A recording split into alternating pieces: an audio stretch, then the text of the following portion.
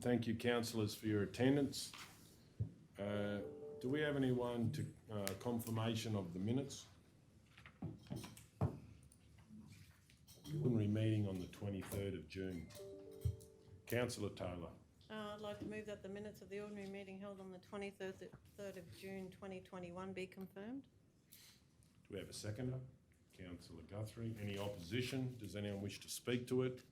We're going to go to the vote. All those in favour? 9-0. Do we have anyone to confirmation of the minutes of the special meeting? I think that's been circulated. Everyone should have a copy of those. We have a mover, Councillor Burkett. I'd like to move that the minutes of the special meeting held on the 30th of June 2021 be confirmed. 29. What did I say? So is there two there? Oh, sorry. The minutes of the special meeting held on the 29th of June 2021 be confirmed. Well, we might just adjourn so I can have a look at those 3 minutes because I haven't got the 3 special meeting minutes. So I've just got one handed to me, so we'll just adjourn for 5 minutes to have a look at those. Okay, so we'll keep going. So we're on to special meeting minutes, and I think we're up to the... Seconder for Johns. Oh, the seconder. Are you still happy to second those, Councillor Burkett? Yeah, I was at the meeting, but briefly. But Well, you can withdraw your moving, and someone else couldn't I wouldn't move feel it. comfortable because I wasn't at the meeting for very long. So Righto. So does anyone else, you're withdrawing that? We've got a mover, Councillor O'Neill. Do we have a seconder? Councillor Guthrie. Any opposition? Does anyone wish to speak? We're going to the vote. All those in favour? 9-0. Okay, moving on to the minutes of the special meeting on the 30th of June.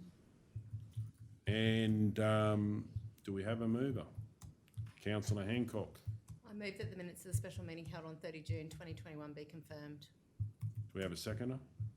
Councillor Ladbrook. Any opposition? Does anyone wish to speak to it? We'll go to the vote. All those in favour?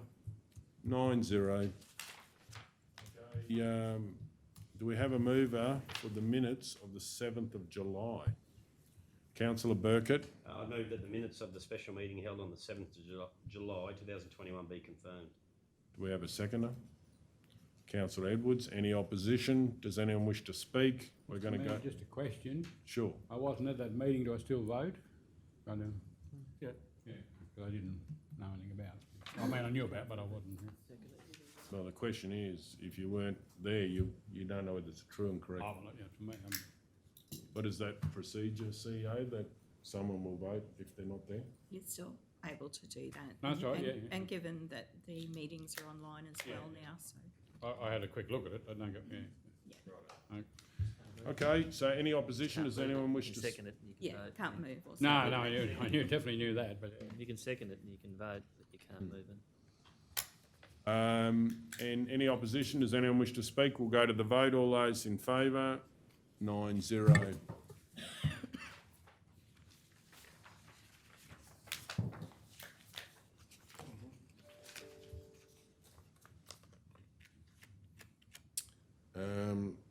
Okay, so we're moving on to the agenda.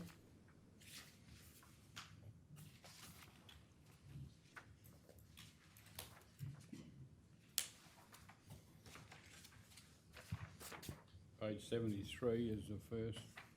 Thank you. Next one, I should say. Notice of appeal or amendment of resolution meeting, ordinary meeting of the 14th July. The subject heading is notice to appeal, notice to amend resolution OM/05.2021/15. Did councillors have any questions, or do we have a mover?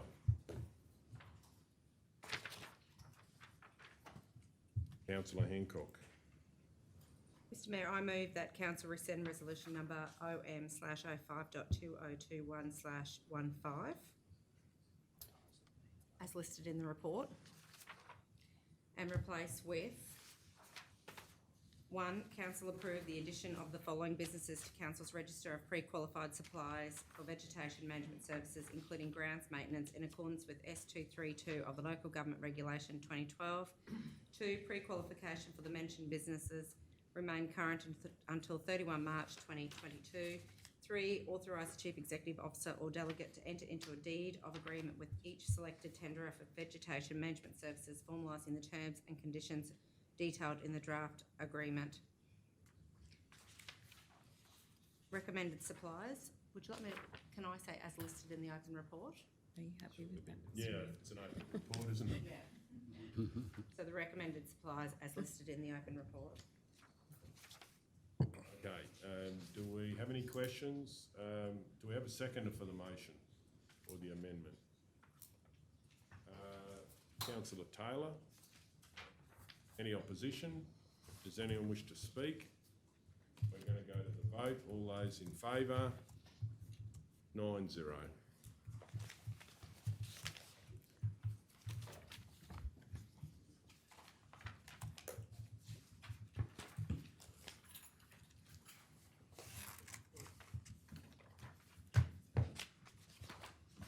Item 11.1, selection inspection program 78.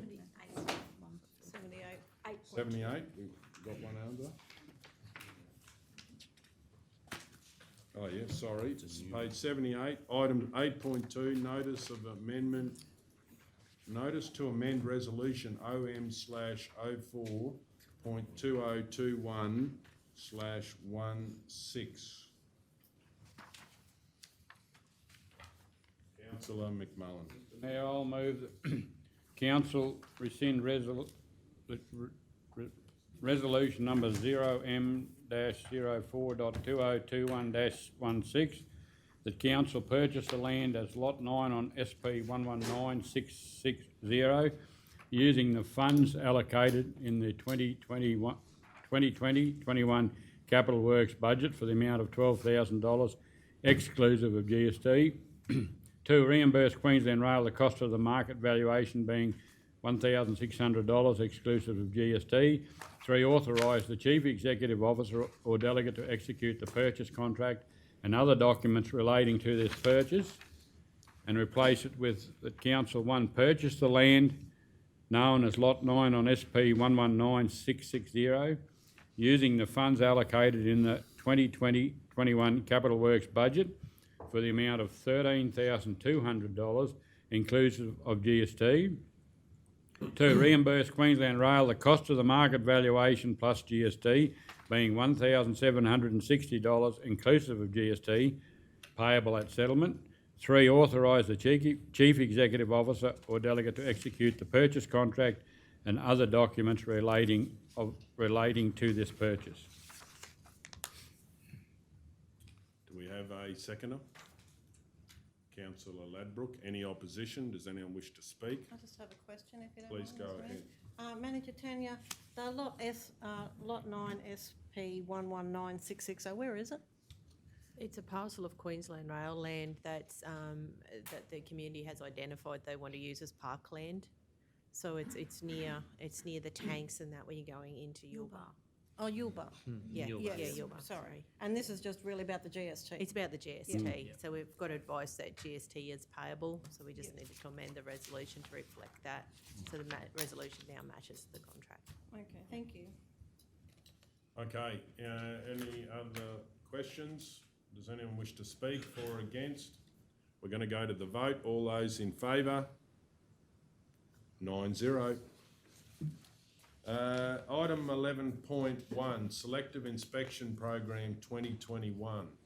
Councillor O'Neill. I'll move the council resolve 1 that under section 1131 of the Animal Management Cats and Dogs Act 2008 AMCAD, council approves a selective inspection program to allow authorised persons to enter and inspect selected properties in part of its local government area in accordance with section 1135A of the AMCAD Act 2008. The purpose of the program is to monitor compliance with the Chapter 3 registration and Chapter 4 regulated dog provisions of the AMA. 3, in accordance with section 1135B and E of the AMCAD Act 2008, The program will commence on Monday the 6th of September and conclude on Friday the 26th of November 2021. 4. In accordance with Section 1135C of the AMCAD Act 2008, inspections may incur in premises situated within the townships of Amby, Injune, Jackson, Mitchell, Muckadilla, Mungalala, Roma, Surat, Wallumbilla and Yulbar, being the areas defined as designated town areas in Schedule 13 of Subordinate Local Law Number 2, Animal Management 2011, where an authorised person has reasonable belief that an unregistered and or regulated dog may be present. 5. In accordance with Section 114 of the AMCAD Act 2008, a public notice will be given in the local newspaper on the 9th of August 2021 and on the council website stating that the program will commence on Monday the 6th of September and conclude on Friday the 26th of November 2021. 6. On identification of an unregistered dog on a premises, that officers issue an advisory notice for registration to be paid within 14 days, upon which, if that hasn't been paid, a fine will be issued. Do we have a seconder for that motion? Councillor Hancock. Any opposition? I'll speak in opposition. Does the mover wish to speak to the motion? I will, Mr Mayor. I just wonder on 5, council website and social media platforms, I want to include, stating that the program will commence on Monday the 6th of September and conclude on Friday the 26th of November. So just adding in social media platforms. Does the seconder happy with that? Sorry, can I just, Yes, thanks. is local newspaper, that cover Booringa Bulletin up, Voluntary Bulletin, sorry? We actually just, by law, we're required to put it into a local newspaper. We usually do the Western Star online now because that's the option that we have. So no, not currently, but we do a lot of media releases and other Facebook posts around the program, as well as a letterbox drop as well before we come. Mayor, given that, can I expand that to include the local newspaper in brackets, Western Star Online and the Southwest newspaper? Southwest, what's it called? It's called the Southwest Newspaper Co, yeah. Southwest.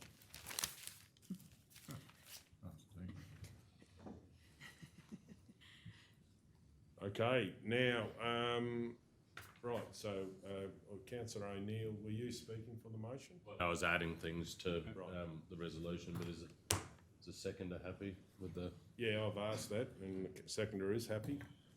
I'm supportive of this program because it's been successful. Each and every year, Manager Sam's team does a wonderful job in ensuring that there is compliance around our dog owners in the region. I can remember a time not that long ago where council was inundated with complaints and concerns about roaming dogs and unregistered animals. That has dissipated immensely, and that goes down to the work that our officers do to ensuring that we do have responsible pet owners. Was a responsible pet owner till recently, and I made sure that my animal was registered each and every year and complied to the conditions that we enforce as a local government. So if this is a way to ensure that the animals that need to be registered are registered, the ones that are deemed to be menacing or dangerous are, those owners that are adhering to the conditions that are in place, and I think this is the right thing for council to do. And you can see in the report that it works. And so I congratulate Sam and her team for the work that they're doing, and I look forward to a successful report after the rollout of this program this year. Well, I'll speak against the motion. Certainly don't agree with this motion. I don't believe that the community of the Maranoa expect that officers will come into people's yards without notice. So I don't certainly support that initiative.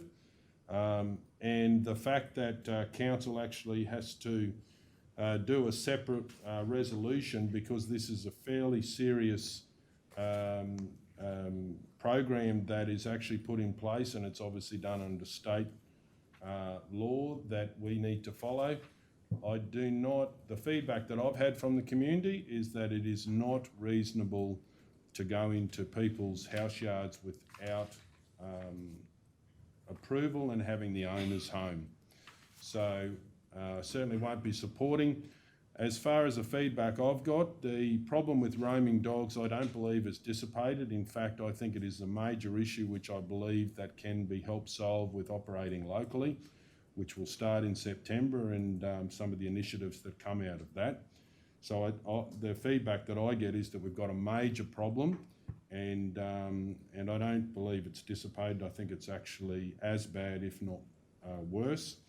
The other thing that I don't support this for is because I believe that we need to have electronic reminder of registrations that are not that have not been paid, as you get with Ergon and other providers that work very well. And I do believe that this would save a lot of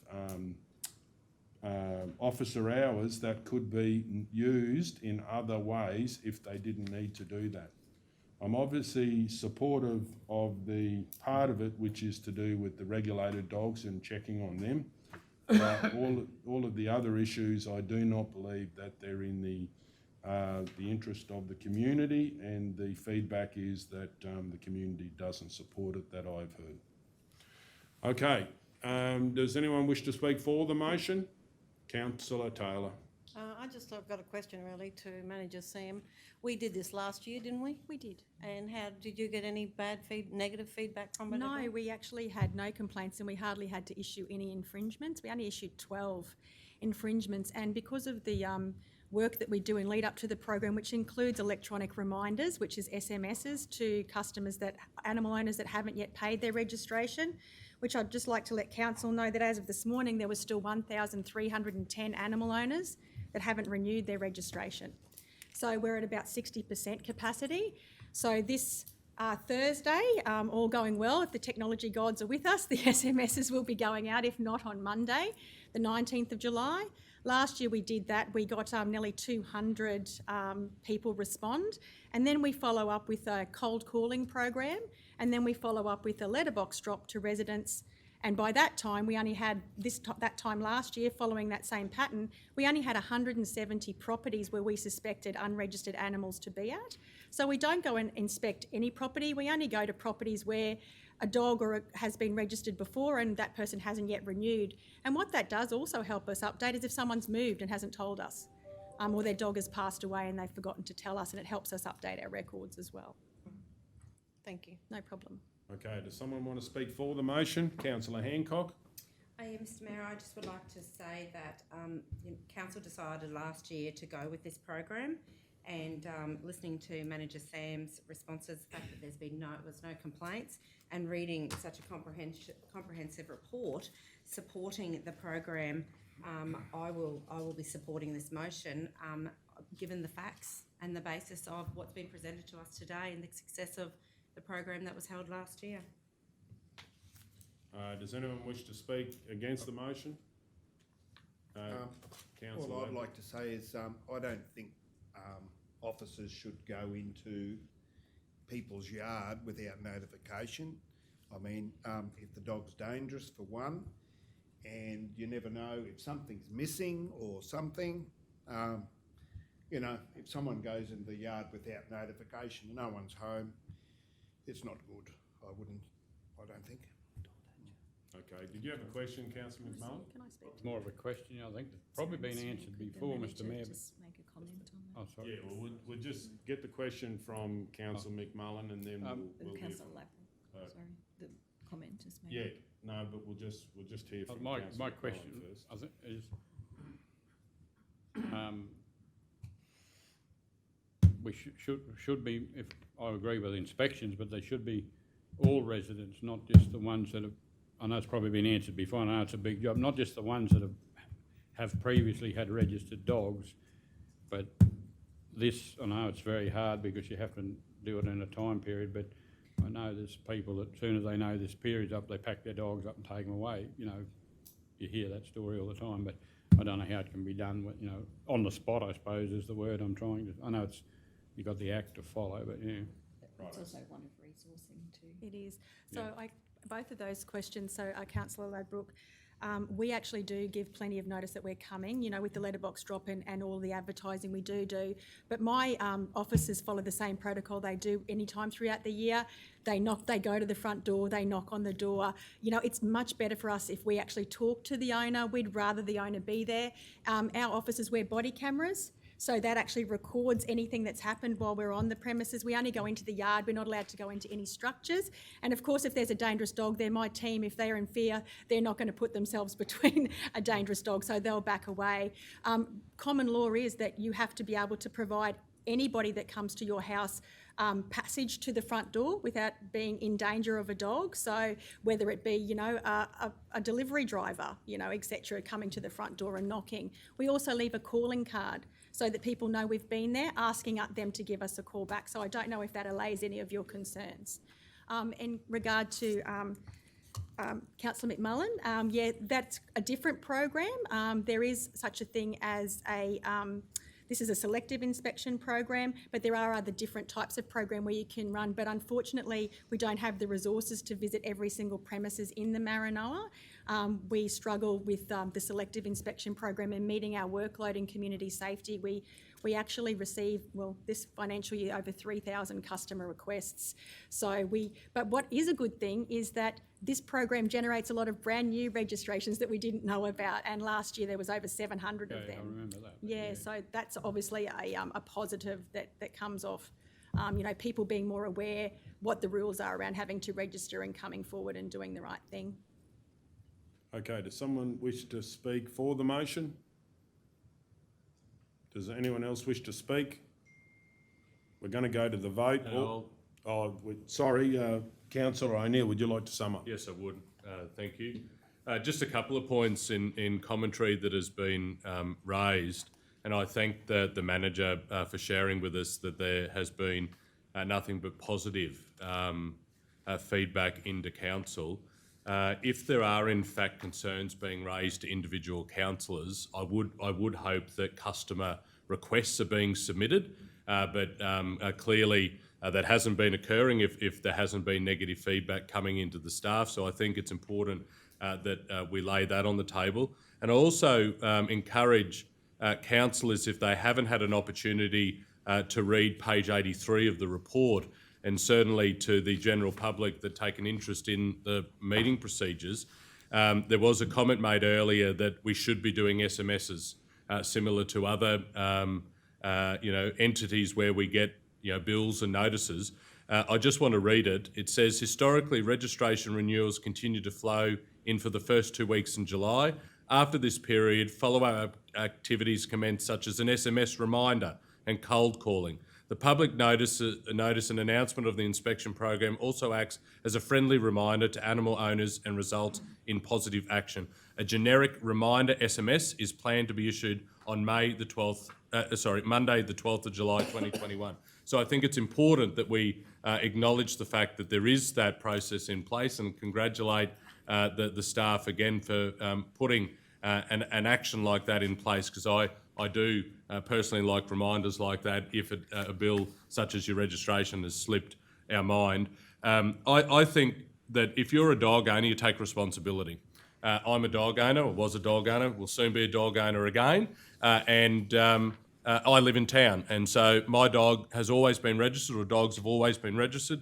I've adhered to the conditions that have been enforced by the local authority, being Maranoa Regional Council. It's not an onerous task. You pay your registration each and every year, and you show that you are a individual, a citizen who adheres to the conditions that are put in place if you want the responsibility of owning a pet. So I applaud again the staff for the work that they do, and given the data that Sam just shared, I think this will be another successful round of inspections for 2021.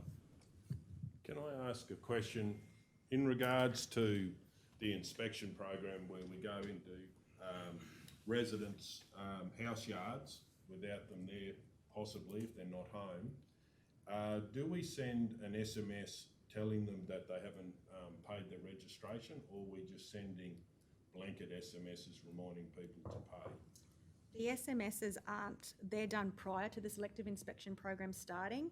After the program starts, if that person hasn't paid registration and we visit their property, we still need to confirm before we take any action that they still live there, that they still have a dog there. So we'll look for evidence of a dog being there. If we can actually see that the dog that is there fits the description of the dog that's in our system, then we will actually either write to the person or try to call them or email them, depending on the records we have in our system for that person. We don't take enforcement action until we've actually spoken to the person or confirmed that they are still at that residence. But if one of these animals that the owner has not paid the registration, do we text them and say, you haven't paid your registration? Or do we give a general one, don't forget, beforehand? So what I'm saying is once they're overdue, Ergon will actually send you to say your bill is overdue, please pay, please contact, whatever, and there's a link there.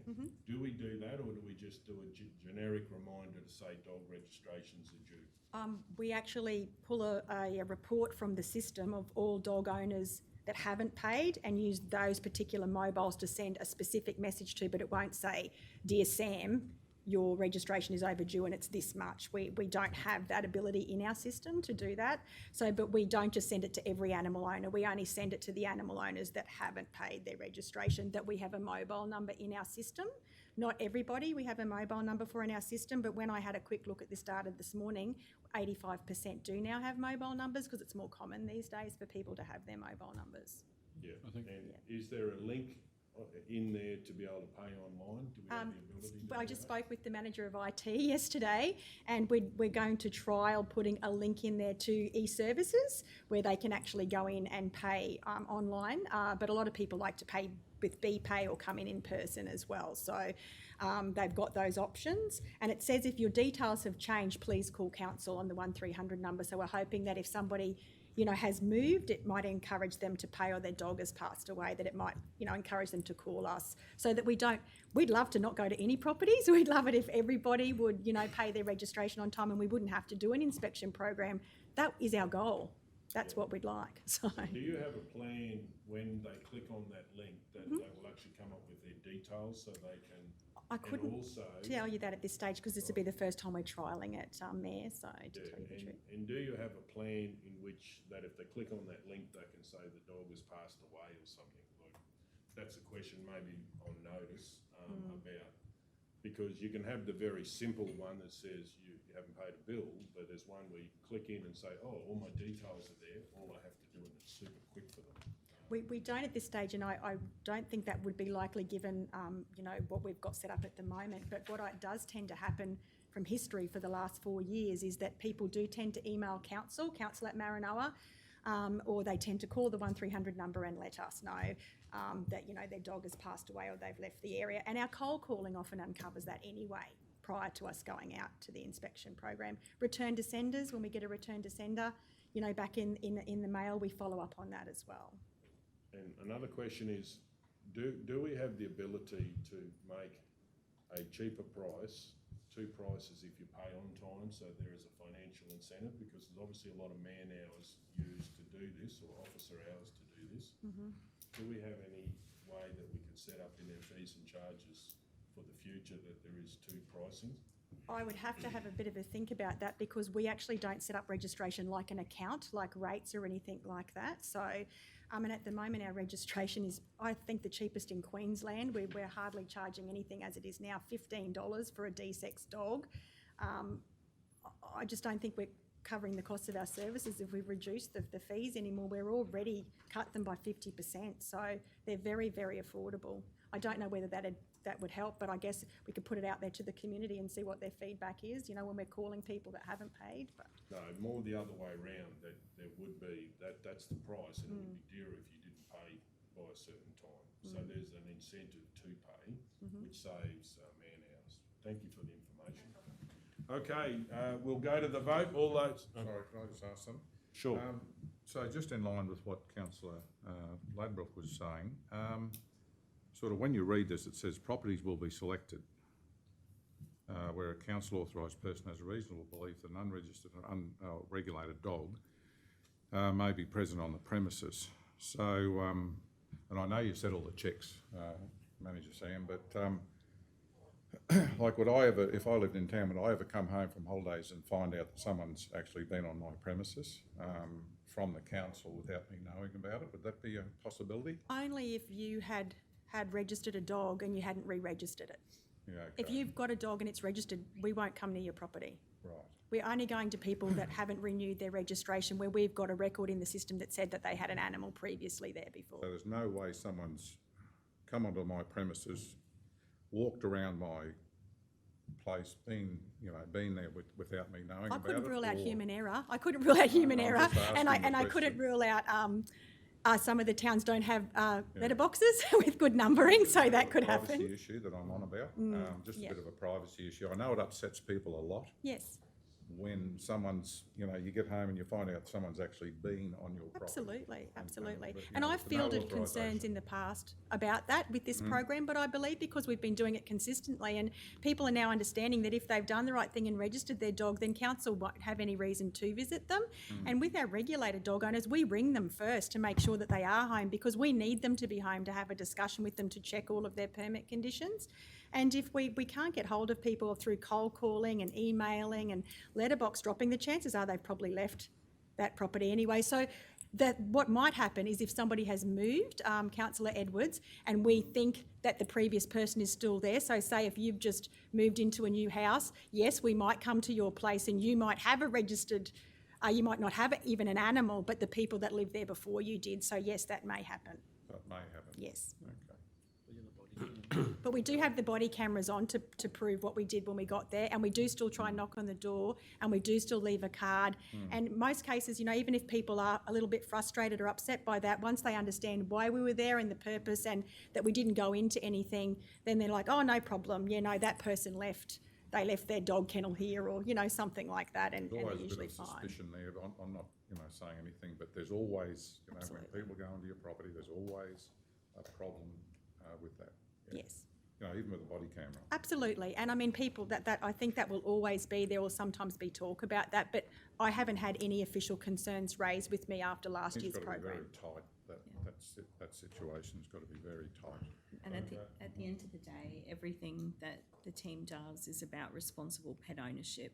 And if people are being responsible, there is no need for any interaction at all. No, it's just the community on concerned. And about. we can't take any action about anything else anyway. Say if we identify something else that might not be compliant with another local or state law, by law we're not allowed to act on that, because the purpose of entering the property is only to see if there are dogs, unregistered dogs on the premises. That's our only purpose, or regulated dogs, should that be the case. Maybe the wording's a bit, could be a bit different there, but anyway. Okay, Right. we've got Sorry, Mayor, questions. I've got a question now, even though I summed up 10 minutes ago, so it's unorthodox that we've continued afterwards. But can I just get confirmation through you, Mayor, to Manager?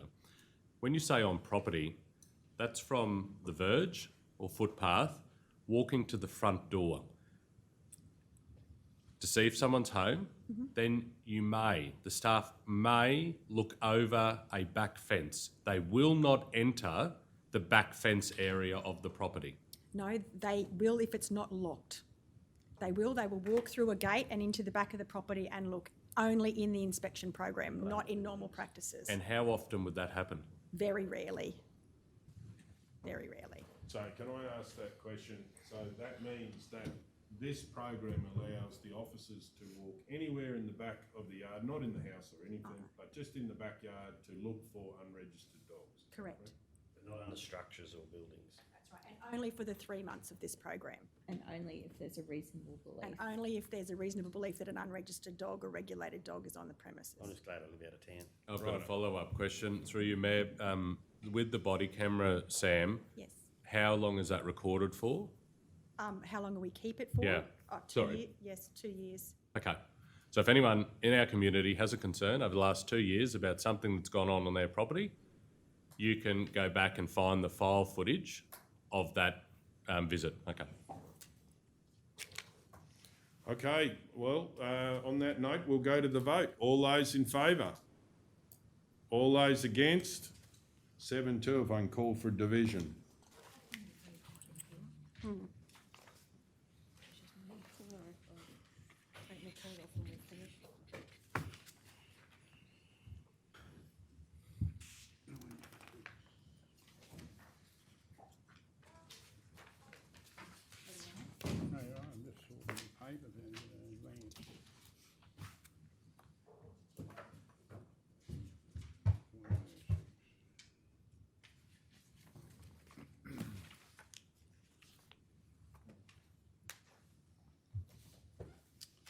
Item 11.2, birth, deaths and marriages. I would like to move that council undertake a 6-month trial with the Southwest newspaper for 1/2 page per week for births, deaths and marriages. Also with the option of general community news and sporting organisations and non-for-profits, and with the backup of council's corporate comms team supplying good news stories from council if there is spare space being not used.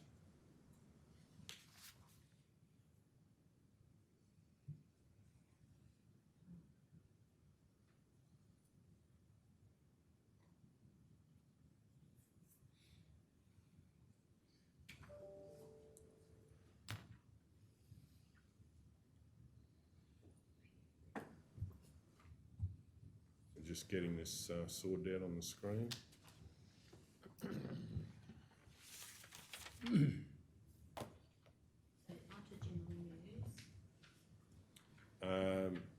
Yeah, 1/2 page of births, deaths and marriages, also with the option of general news from the community.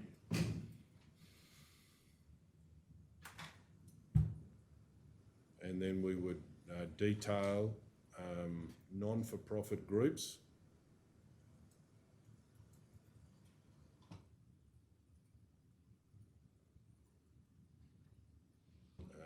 Sporting groups, etc.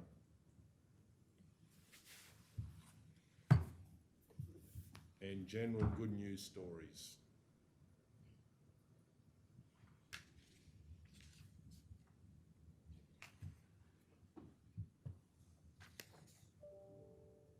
Also with general good news stories from the Maranoa community.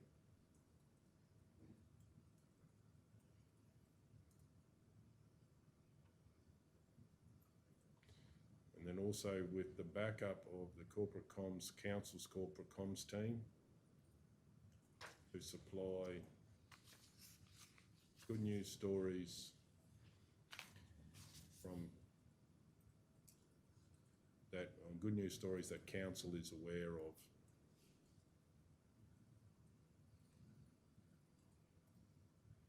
If there is any spare space not used.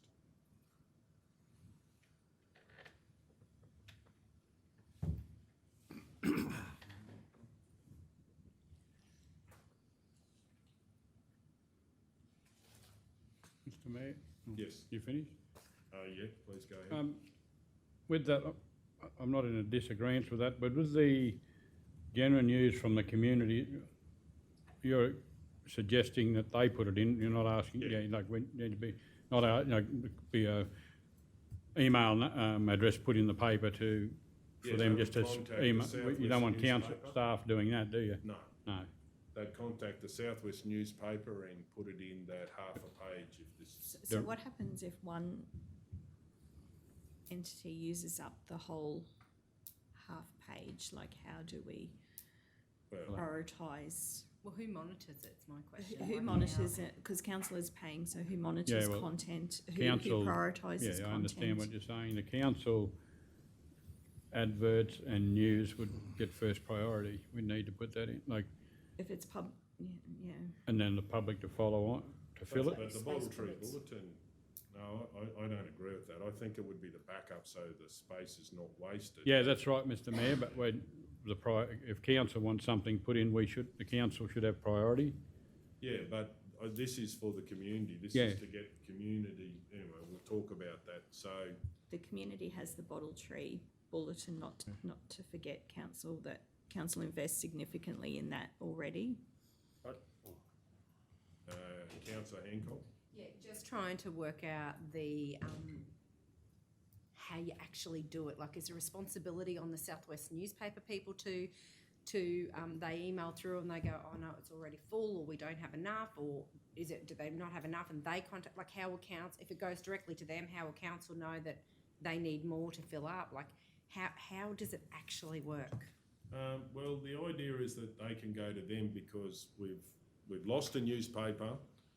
This is the start, and hopefully it turns into a page over time where we've got more news, and now it's booking out every week. So we would go that we need more space for community news and all of those things the community want to know about.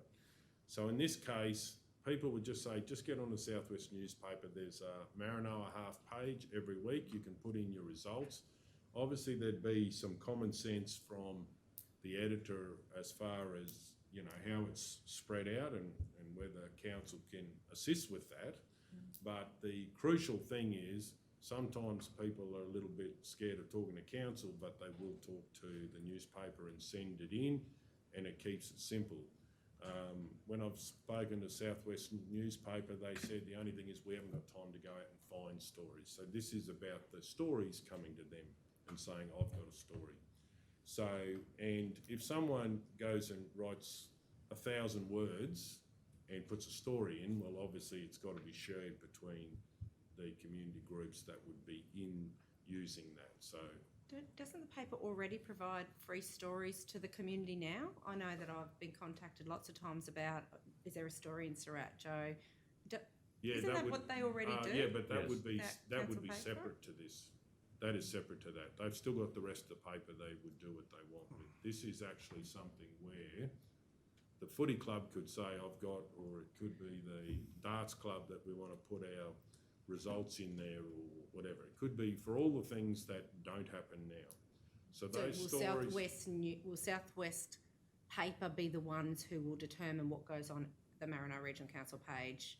No, it'll be him who'll determine that? The contributors and the non-for-profit groups, the sporting groups will contribute the information, and that will go on the page. And then we could be updated with how is it going. Obviously, council staff would be, the comms would be monitoring it because we only have half a page, so we need to put something in there. Yeah, so I think from memory we've got 110 sporting groups or something in the region. Oh, yeah, it's so and more not for profit. So I can see issues with even prioritising the community information and how that blends. I've certainly seen it done elsewhere where there'll be a council page, but it's generally put together by the comms team. So information comes in, it's laid out, it's prioritised, and basically it's then given to the newspaper, and then they just pick it up. So it makes it much easier for the newspaper to manage. They're not. It's very difficult for them if we're just paying half and then sending all of these people to them. Well, that's what newspapers used to do. Councillor Burkett? Just one thing with or a couple of things. The deaths notices, it's a bit hard to do the bulletin because it's only a monthly thing. So I think that's definitely a benefit to have the deaths in the local newspaper. As far as sporting groups, I think it's a great thing, but also I think the owner should be on the paper to follow up on results. But for leading up to events, it's a good idea to be able to have that option to put it in. But I think the owner should be on the reporter to go out. That's from the community. But I also think good news stories needs to be started getting promoted. So I think that's a good thing to have some good stories, because a lot of public want that. And they're a bit sick of the negative stuff. So I think that's a good thing. Councillor Guthrie? Mr Mayor, if this is only a 6-month trial, I think we'll be able to give it a go if it gets up, and I think then review the operational thing, and it may be that in the first 6 months we go, oh, if we had a thought about that, or this might be a way to fine tune it. But I do believe there's a lot of people in our community who don't access, I mean, I read all the papers online, that's fine. There's a lot of people who don't have that connectivity nor that access to the online newspaper. I think that we need to be trying to provide information to the community by hard copy, and I believe that this is one that we could review after 6 months. Okay, yes, Councillor, yes. If the council did want community groups to contact the paper, I think that would be an extra cost that the paper would put on council because they have to collate the information then too. If we didn't just send them that ready to print half page. It would be an extra cost. I can see the paper charging council each week as well. That's just something to keep in mind.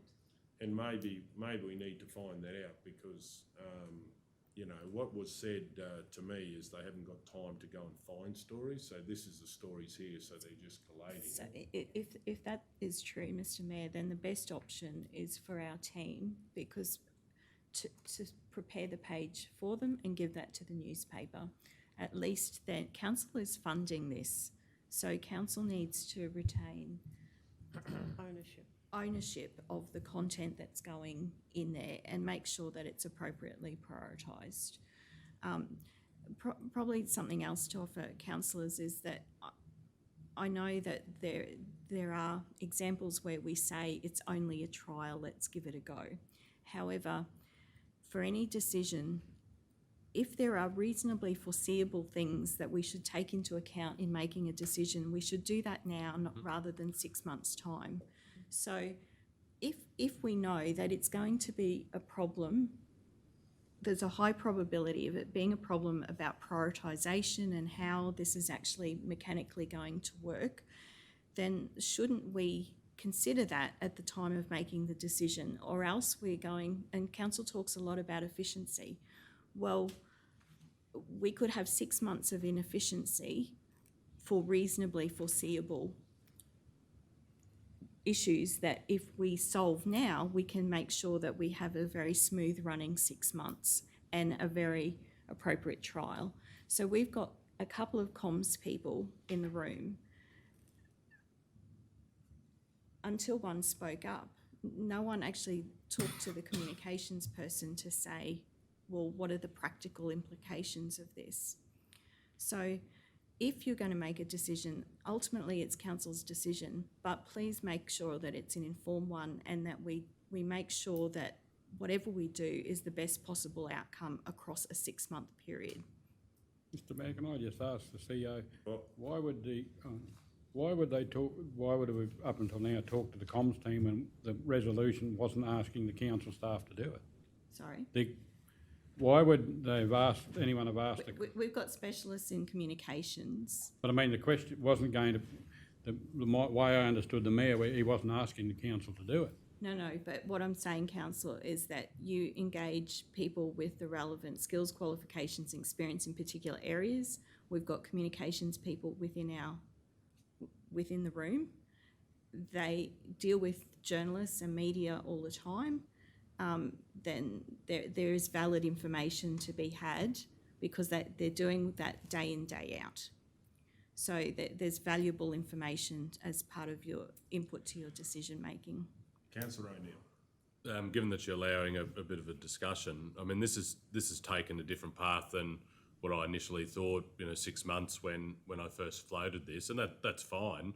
I mean, since then, the Southwest, in my desktop assessment of reading the paper that Julie's got down there, or Councillor Guthrie, is that there are at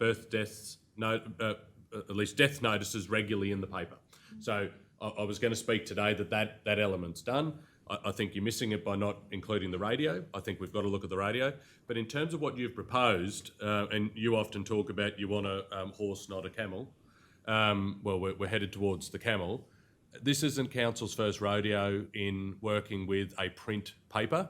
For a long time, we as council took out a page or half page in the Western Star, and it was well received by the community. But it was the staff designed it, got the feedback from council, from community, and then we put it in the paper. And I just think that would be a better outcome. I support having a crack at this, and we're supporting a paper that has come out of the shadows of a disappointing outcome from the bigger players by removing a print paper locally. So I think we are going to support them, and this would be a good way to do that. But I think if we're going to purchase half a page in a paper, we need to have ownership of that, and it needs to have messages from council, messages from the community, and the carriage of doing that is through, as the CEO just articulated before, the experts that we've got. And that's not putting a burden on a fairly new entry to a well-established market here, being the Southwest, where we can be doing it for them. So I support what you've proposed if we're going to run it, right, a half page. But I do think in terms of the death notices and the feedback that I receive from a demographic of the community that is missing learning about these things on a weekly basis, we need to include a radio station in that as well, as was historically done forever and a day. That those I used to read them out when I was at 4ZR. So it is a missed vehicle for our community to be informed on what is a fairly important, piece of news for our community. So I hope there's going to be a number 2 that you include the radio, but I do think if we're going to do this, it needs to be under the carriage of council, and we'll tick a couple of boxes, supporting the community and getting the news out, and we're supporting the Southwest paper because they're giving it a go. Council Yeah, I also support this, but maybe we just put some parameters around it that we do have a bit of a, through the comms team and the paper, to get it right the first time, because I agree what you've got there, but yeah, just to get it to marry up. I think it's more a supply and demand thing myself, like you just put it out there and see what comes. I know what you're talking about with control, but you don't want to bind it up that tightly that it's just not going to deliver what you want. If we're spending public money, Councillor Edwards, that's the difference. If it was private money, then whatever was done privately is fine. I think we're going to bind it up too much by, you can put parameters around everything, but a supply and demand situation, I mean, basically, we get the feedback by doing it. See, that's what I'm saying. The other thing sorry, Councillor Taylor, can I just add some little bit there that, Council, we're also mindful that the new council would want to put its shape around the regular good news stories that go out, and we used to have a council news, and the new term of council might not be supportive of that newsletter concept. This is an opportunity to replace that with this. From a communications team perspective, we're able to resource that because we're effectively saying, if that's council's view, no to council news, but yes to a council page in the printed newspaper.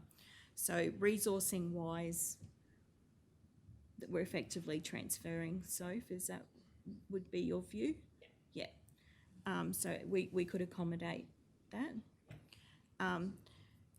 And then it enables the new council to say, well, this is something new and different. This is what we would like to do, but let's manage the use of public funds wisely and make sure that it's a coordinated approach. Councillor Taylor? I've just got a couple of things. I too believe 4ZR is a good option on a Tuesday and a Friday morning, as was put in the report. The thing I have a bit of a struggle with is us paying for births and marriage notices. Like, why would that's never happened before? Like funeral notices, I get that. I think that's really great. I think that, we could do it. And I also agree it should be council owned and council done. But me paying for somebody's birth notice or marriage notice, why would I? Okay, so a couple of things. I think the comment that it's public money is obviously obvious, but when you look at what we do with the Bottletree Bulletin, we have no control of what goes in that. So I don't think it's reasonable to say that we should have control. I don't think it should turn into a council news because people look at that as a form of propaganda. I think we need to actually, I believe, and what I'd be happy to change is that also with the backup that the council's corporate comms team works with Southwest newspaper to supply, and then supply good news stories. So what happens is there is, what I've noticed since I've been mayor is there is people that do not want to talk to council. They will not bring any information into council. They Sorry, won't. As leader though, Mr Mayor, should you not encourage people to do that? They don't want to, and I don't believe as mayor that I should force someone to do something they don't want to. So what I think is having them going direct to the paper, and in any business, if you're going to buy half a page every week, they actually make the ad for you.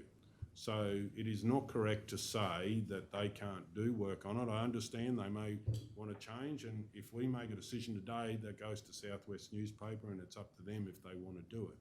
But the backup would be, if there is nothing in the paper, then we would provide our stories. And what I'm putting in here is that the corporate comms team will work with South West newspaper, but it wouldn't look like a council news, because this is for the community, because we've lost our paper, our local paper is gone.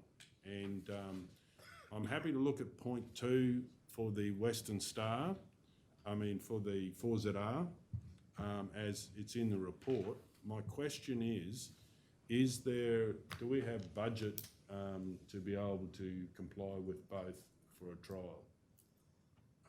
So obviously we've got the budget that we'd have to put it in, but as far as, do we have any pots that this is coming from? Or, Sorry, why are you looking at over there?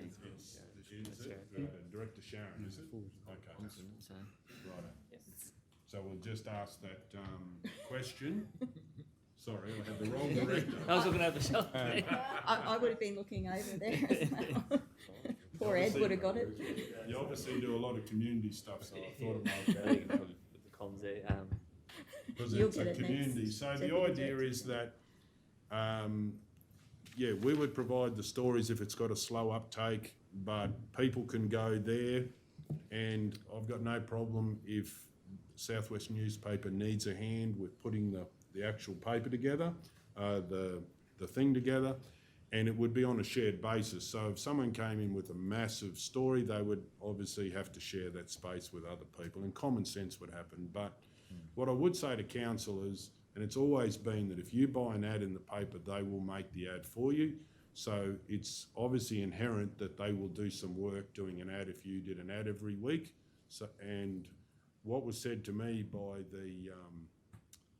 the editor was that they just don't have time to go out and chase stories. And that's why when they do a story in Surat, they do once a month, they'll do a story down there. They're not, whereas this is more sort of micro news. It could be someone's biggest pumpkin, and we don't control what happens. In fact, it's great that Voluntary Bulletin is arm's length, but we see the community value, so why we basically undertake that. But we could have councils back up stories in there if there's not a big uptake, because I think we'll get more people going direct to South West than we will then coming to us only, because we set that. Councillor McMullen? Mr Mayor, I think from what I understand, death notices are at the, not everyone wants their death notices reported, so there'll be, there could be 10, no, I wouldn't say 10 deaths, but say 2 deaths a week, and you might only get one in the paper anyway. Yeah. So, And it also doesn't feel right at some level that death notices are couched in good news stories around it. It just feels very insensitive. If I was doing it, that would be 2 separate things. well, in the half page, it's not going to be called good news stories, I wouldn't imagine, but it would be positive news. But it's the feedback that I've had is, and the world has changed what people want to put in the paper now. Like, they used to be happy to buy that. Some people are still very happy. That's probably why you get 1 or 2 out of 10. Other people, if there was no cost, they might put like even a death notice in there for later.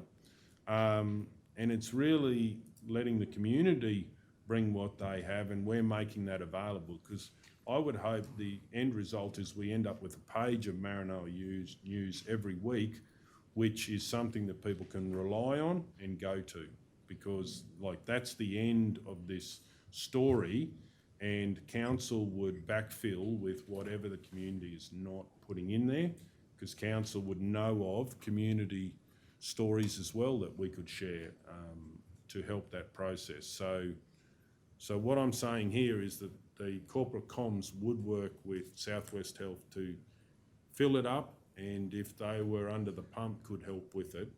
But it wouldn't look like a council news because it's community news. So it's sort of like paid advertising, is it? Because I think there was a concern about propaganda, but it's only good news stories that's going in there, and it's not going to be clearly identified that it's council providing this information. I know it would be sponsored by Maranoa Regional Council, obviously on the top, just so people know what it is, but it's community So this is what we need to flesh out. What is the branding that comes on top of this? So this has got sponsored. So what responsibility does council have for the information that's contained within it? Well, it's like the same responsibility that we sponsor the Voluntary Bulletin. That certainly comes with some framework. We don't sponsor that, we fund it. And council chooses a contractor. And we send out a tender. Yeah, but with conditions. With conditions. Councillor Hancock. So, Mr Mayor, a couple of things. I'm just wondering whether I actually agree with Councillor Taylor about the birth and marriage notices, and I've been thinking about it, and I actually wonder whether we're, by supplying the community with those elements, we're actually taking away an opportunity for the paper. It's their business. People actually buy, they actually pay to put the birth and they do for the deaths as well. But we have seen that gap in our community about the deaths, where people don't know that there's a funeral. So I totally understand and agree with the deaths, but I do worry that by council providing a free space for births and marriage notices, that we're actually taking away some opportunity for the newspapers to generate income for their business. So I just thought I'd mention that. And the other thing I'm just wondering, listening to it, I just wonder whether it would be worthwhile putting to our comms team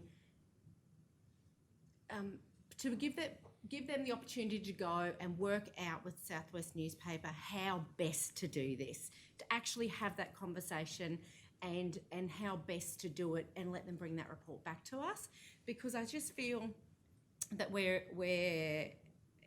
I feel it's as clear as mud.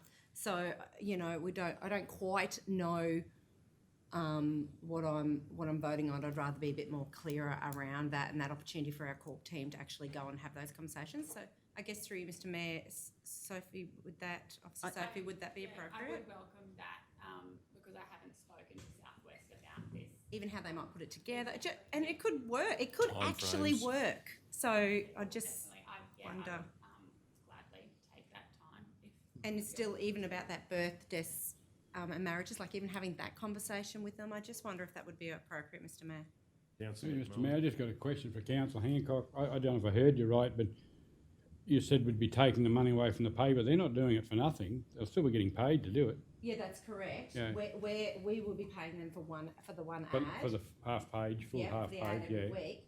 But if that could get filled up with lots of birth notices or marriage notices, which could actually have had community notices, and those people could have paid for their birth and marriage notices. So it would be extra income for the business. Could I just also give the opportunity to the actual director who looks after communications? Thank you, CEO. I just had a suggestion that this half-page option could be Maranoa Community News, and then it be sponsored by Maranoa Regional Council.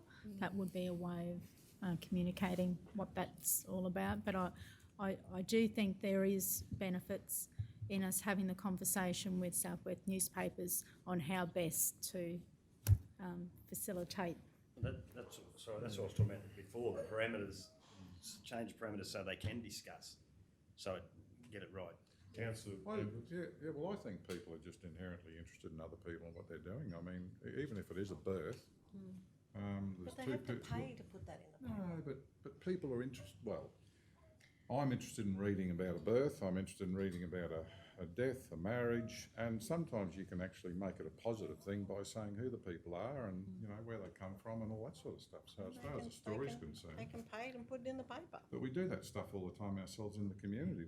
You come across someone who's had a birth or a death, but not everyone knows about that birth or the death. So it's a community-based thing. That's what I'm in favour of. I don't think you can, like I said before, I don't think you can tighten things up that much, that you don't put this in, you don't put that in. You've got to allow it all just to work itself out. It's a supply and demand thing, I think. Councillor Guthrie? I'm going to show my age here. I'm just very historically aware that local newspapers would have a supplement for things like babies born during the previous year.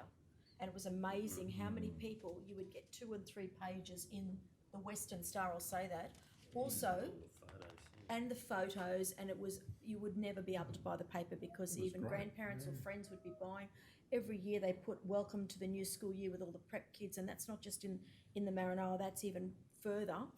And it's amazing how many people buy multiple copies of a paper because of the pictures. So I'm thinking that there doesn't need to be a cost attached to people putting births, etc., into a paper.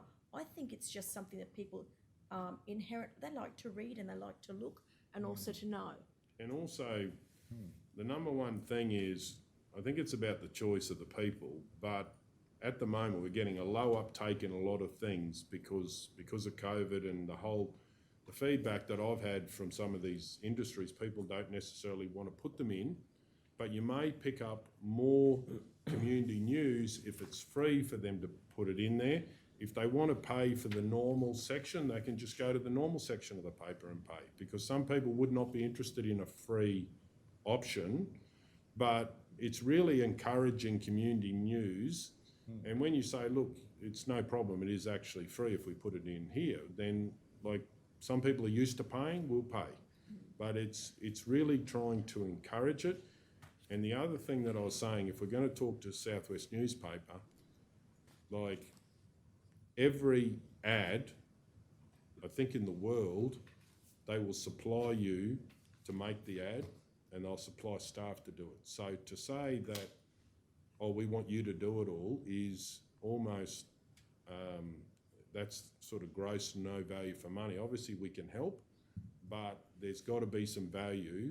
And in regards to taking away from the paper, I think they'll be well and truly compensated with half a page. So any loss they will get, they will be on the right side, and it will give them some certainty, at least in the short term, about extra revenue. So I do believe that they should be, if news is given to them and all they have to do is produce it and put it in the paper, that should take the pressure off the corporate comms team rather, and it actually gets that connection. You can talk straight to the paper, but it might funnel through that you may need some assistance from corporate comms. Councillor O'Neill? Mayor, I just wonder, given the flavour of the conversation and to ensure it's not policy on the fly, I think the intent is clear. Everyone's heard the intent from yourself and others. I'm going to move that we lay this on the table until the next ordinary meeting of council, where our communication staff can work with the Southwest with all of the things that have been discussed here today and come back with a report with the costings and everything and how it would look and the time frame. And I'm missing things here, so you'll know more about so that we can make a proper decision based on not just the intent, but the facts of how it would be rolled out. So is that based on the motion that's there? Asking those questions on the motion? And everything else that's been discussed. I mean, the staff have been here to hear, the concerns that other councillors, just not you, that have moved. And that way we've got a full report on making a decision, which includes what you've got up there. I think, yeah, but anyway. So it's not just based on the motion, Councillor O'Neill, because that's what I would like. So Mayor, I've moved a procedural motion. I've asked some questions here today that I would like some answers. nearly every other councillor has asked some questions, including you. The staff have heard the flavour of what's being asked. That should come back in a report. Okay, all those in favour? All those against? Lost 4-5. I would like to move that this lay on the table for feedback about the motion that has been moved and being able to implement the motion for the next meeting of council. All those in favour? All those against? 6-3 if I call for a division. We might break for morning tea. 11.3, Queensland Audit Office 2021 Interim Report to the Mayor. Do we have a mover? It's yours. I'll move that pursuant to section 213(3) of the Local Government Regulation 2012, Council receive and note the Queensland Audit Office Interim Report for 2021 as presented by the Mayor. Second to Councillor Edwards. Any opposition? Does anyone wish to speak? We're going to, please. Question, can we just, somebody tell us about it a little bit? Sure. Do we have the officer there?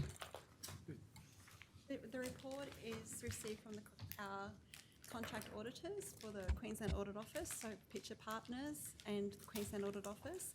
It's a summary of their findings of the interim audit that they conducted back in early April.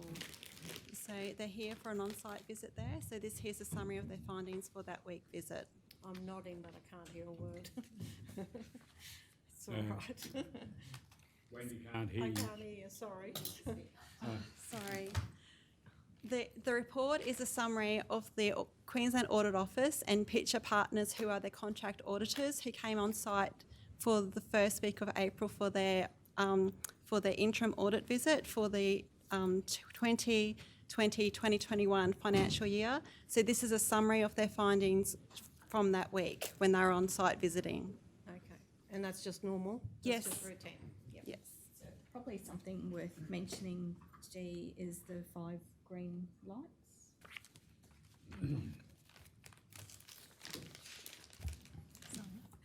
So councillors, on page 112 of your agenda, there's a report from the auditors regarding our internal controls. There's 5 internal control elements there. We've achieved green ratings, which means that our internal controls are effective based on that interim audit. They found one internal control deficiency that we're going to work towards resolving before they come back for their final audit, and that is in relation to the Quarry Weybridge ticketing. And there are prior year matters on page 114 that are in progress. Any other questions? Anyone wish to speak to the motion? We'll go to the vote. All those in favour? 9-0.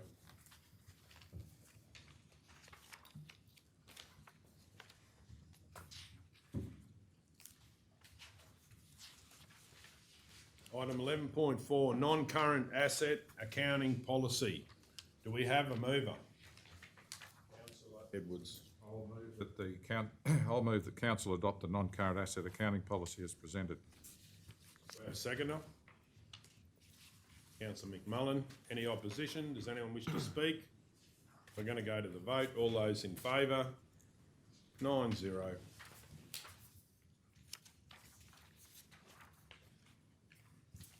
Page 130. 11.5, related party disclosures policy. Do we have a mover? Councillor O'Neill. I move the council adopt the related party disclosure policy as presented. Do we have a seconder? Councillor Ladbrook. I've just got a question. With this one, is this in line with what the state government recommends? This is in line with Australian accounting standards. Right, okay. Right, thank you. So we have a mover and a seconder. Any opposition? Does anyone wish to speak? Righto, we'll go to the vote. All those in favour? 9-0.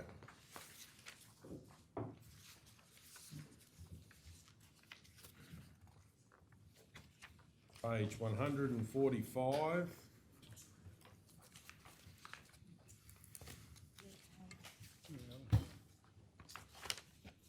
Tender 21019, so 21019, adding new suppliers to the register of pre-qualified suppliers for wet hire of equipment. Mr Mayor, I got to declare a conflict of interest on. Please go ahead. Whatever number it is. 12.1. Councillor Jeff McMullen. The related party is Roma Earth Moving Proprietary Limited.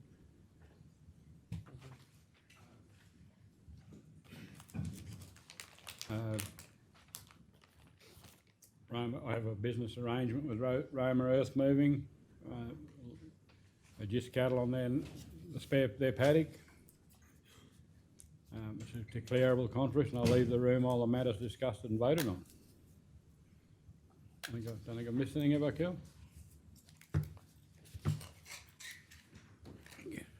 Okay, Councillor Hancock, I have conflict of interest to declare. please go ahead. I think Councillor will have to stay. The description is tender 21019, adding new suppliers to the register of pre-qualified suppliers for wet hire equipment. Declaring councillor is myself. Related party is SK and LC Hancock, which is my brother and sister-in-law. Particulars of interest, SK and LC Hancock have put in a tender submission for register for pre-qualified suppliers for wet hire of equipment. Type of conflict is declarable conflict of interest, and the action I'll take is to leave the room while the matter is discussed and voted on. Any other conflicts?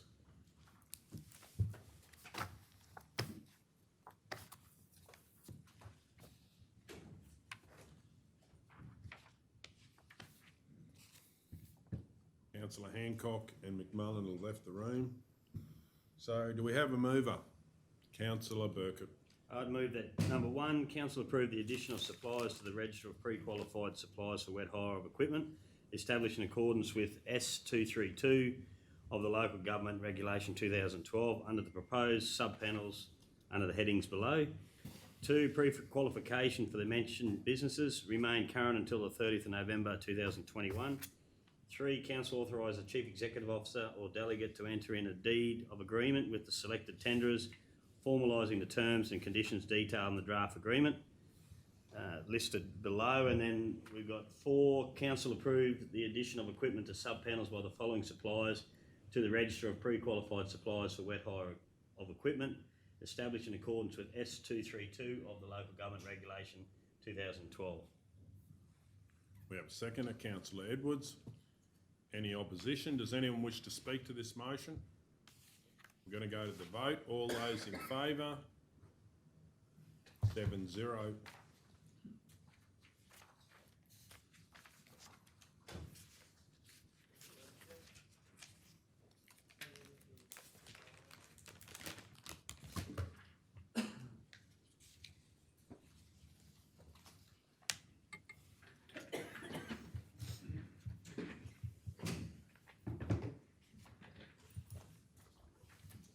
Page 169, item 12.2, road name review, May Street, Wallumbilla.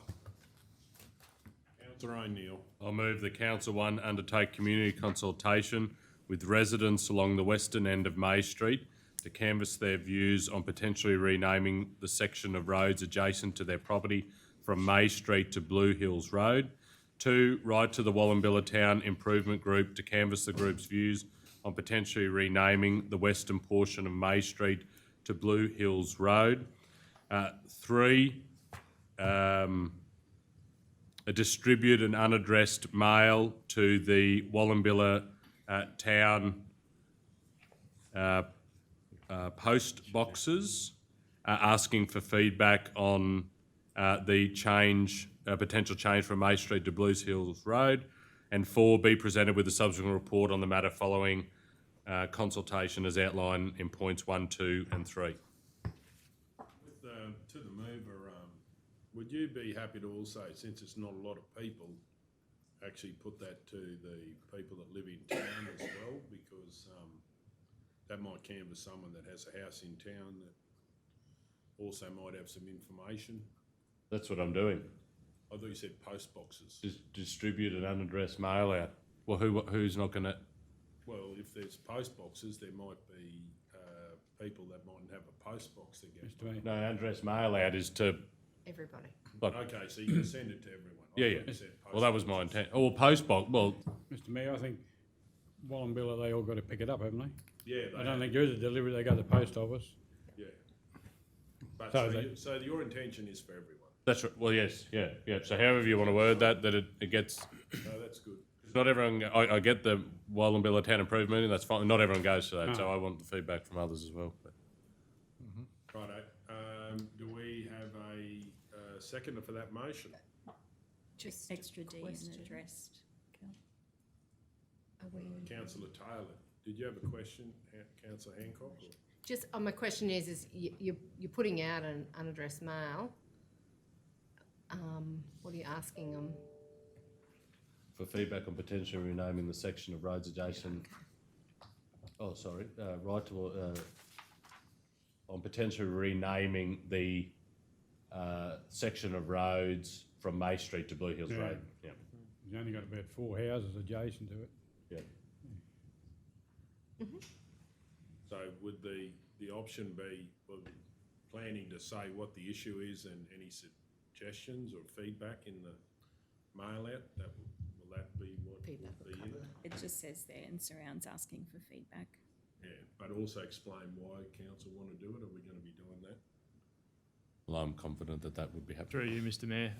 Obviously, this report's in open session today. It's outlined in here some of the concerns that have been raised around the confusion about there's actually 3 bits of May Street, so that would provide a bit of background as to this is what's been raised and council considered it on this date. Here's what they resolved and any feedback. So very similar, I see, to what we did with Sunnyside Road recently, where this is not making a decision today. It's let's get some feedback and then consider that from there. So. Okay, we have a mover and a seconder. Any opposition?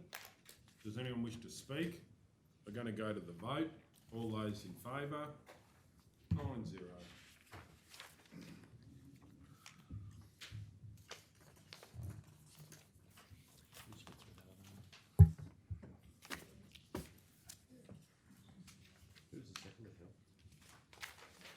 Councillor Taylor. Item 178, 13.1, approval for use of Mitchell Memorial Park and Rotary Park for Booringa Action Group and Fire and Water Festival. I've got a conflict I apologise for this, I didn't realise, and I don't really think it needs to be in the report, but it is. It just makes mention for BAG to seek permission from which it's already been approved more or less, so it's in there. So I've got to declare it. Yeah, man, you can't say any of that other stuff. No, it's just frustrating. Sorry, Kel.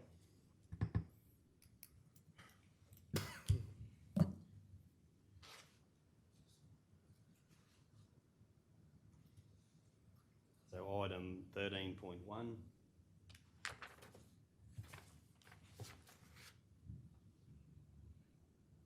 And council wouldn't be really giving approval for the RSL, would they? No, but they've recommended to seek permission. But You can't now. You've got to deal with the conflict now that it's been raised.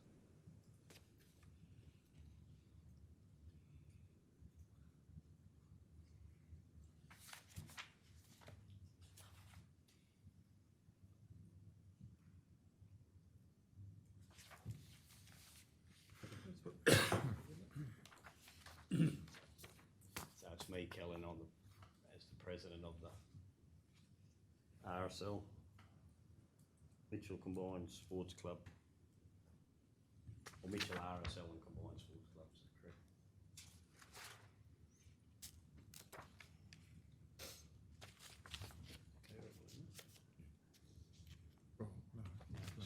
Prescribed, yeah, prescribed.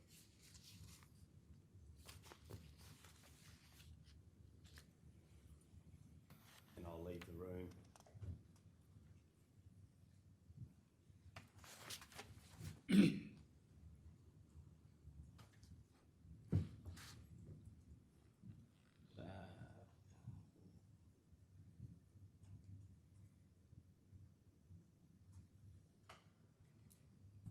just scroll down so I don't miss that.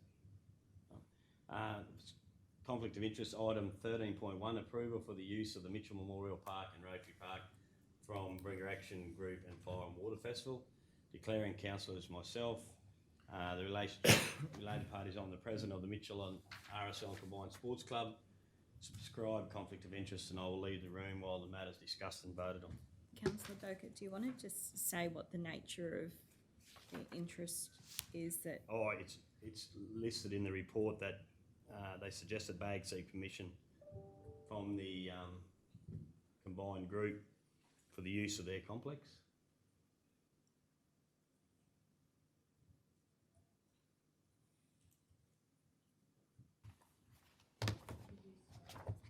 So for the use of the RSL complex.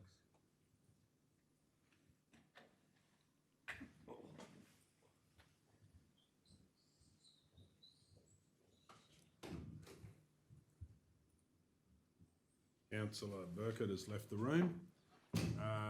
Approval for use of Memorial Park and Rotary Park for Booringa Action Group for the Food and Fire Festival. Do we have a mover?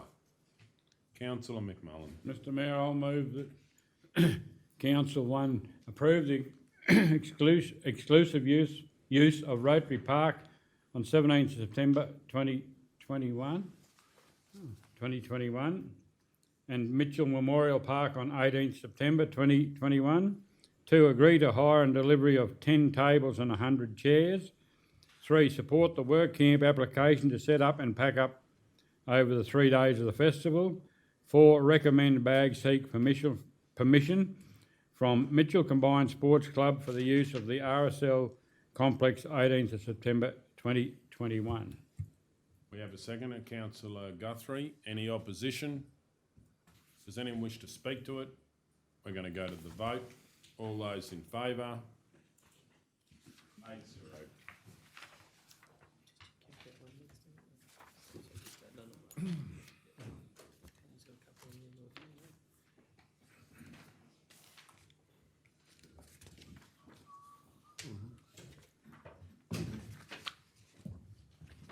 Page 184, 13.2, grazing agreement, Police Paddock, Dargal Road.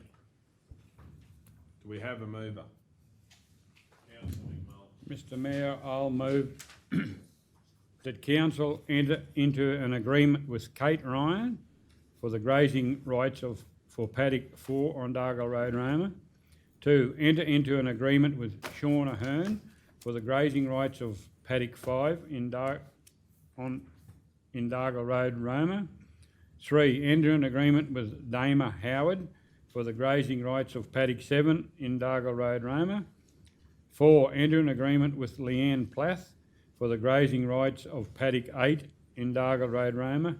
5, delegate the authority to the Chief Executive Officer to enter into final negotiations with each successful applicant and execute the respective agreements for the term of the licence to be 2 years at a cost of $250 each quarter.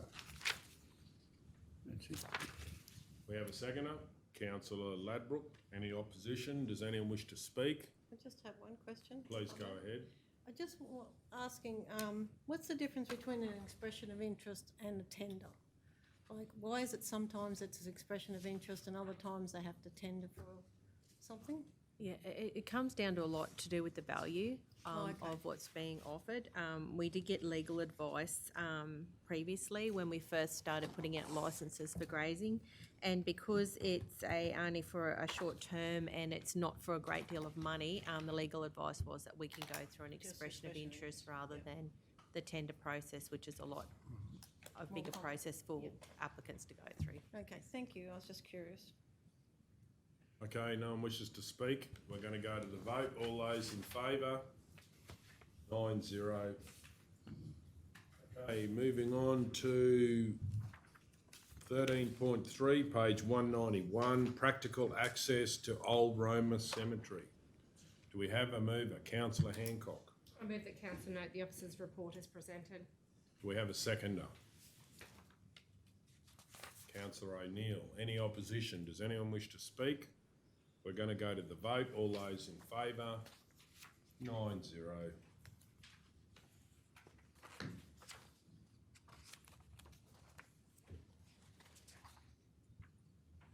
Page 196.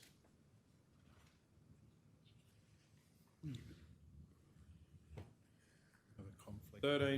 13.4, request from Roma Show Society, Bassett Park. Councillor Ladbrook. Conflict, item number 13.4, the description of a request from Roma Show Society, Bassett's Park, Roma. And I, George Ladbrook, are the declaring councillor.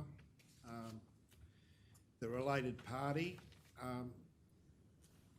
close association or relationship with my spouse Alana Ladbrook is an executive member of the Roma Show Society. And I am a member of the Roma Turf Club. The parties of interest is the Roma Show Society is the organisation seeking council support in this matter, and I am a member of the Roma Turf Club. The other matter is I am a member of the Roma Turf Club, which uses the facility reference in the report, and the type of conflict, prescribed conflict of interest. And I will be leaving the room while the matter is being discussed. And voted on. Councillor Ladbrook, with the Roma Turf Club, should it be like you're a committee member? Yes. Put that in front.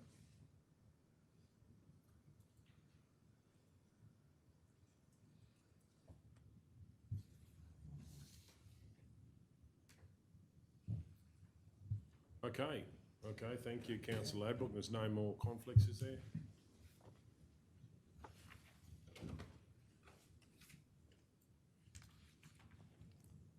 Councillor Ladbrook has left the room.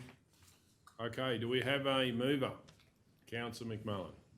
Mr Mayor, I'd like to move that Council, 1, complete the identified minor repairs to the Fashion Parade building at Roma Show Society storage room, with works to be funded from the Bassett Park maintenance budget.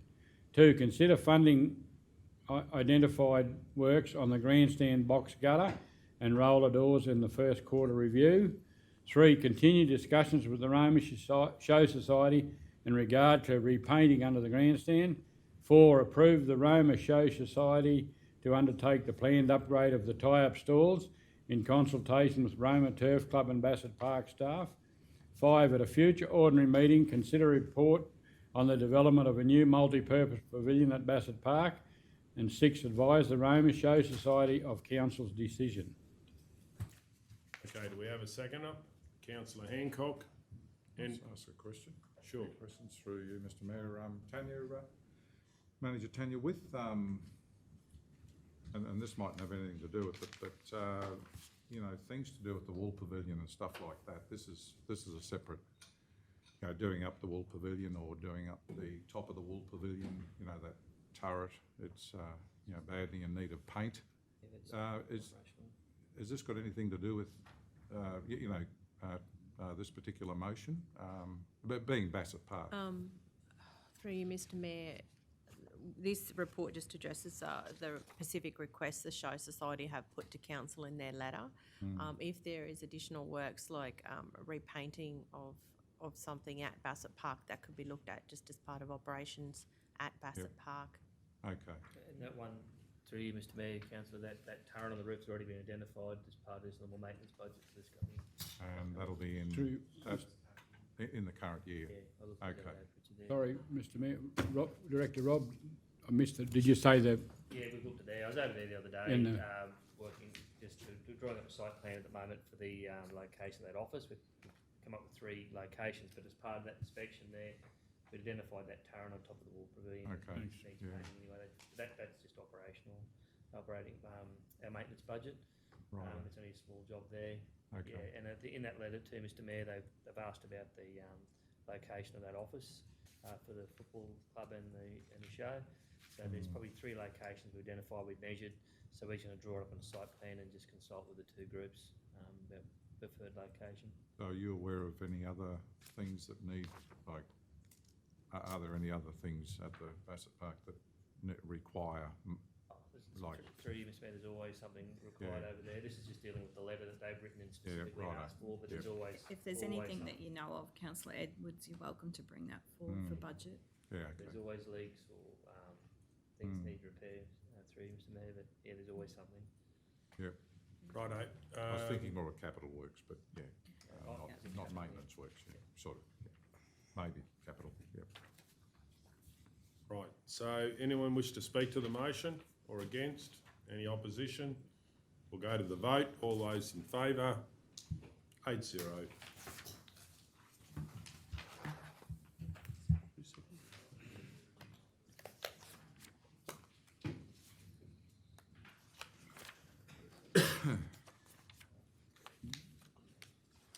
Page 204.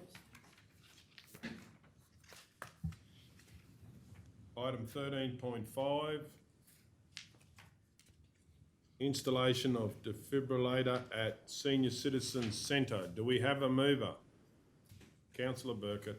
I'd like to move that Council 1 accept Roma Local Ambulance Committee's offer to donate an automatic external defibrillator to the Roma Senior Citizens Centre. 2, enter an agreement with the Roma Senior Citizens regarding placement of the automatic external defibrillator at the Roma Senior Citizens Centre, with Council to be responsible for the ongoing maintenance of the unit. 3, authorise its Chief Executive Officer or delegate to sign the agreement with the Roma Senior Citizens. We have a seconder, Councillor Edwards. Any opposition? Does anyone wish to speak? We're going to go to the vote. All those in favour? 9-0.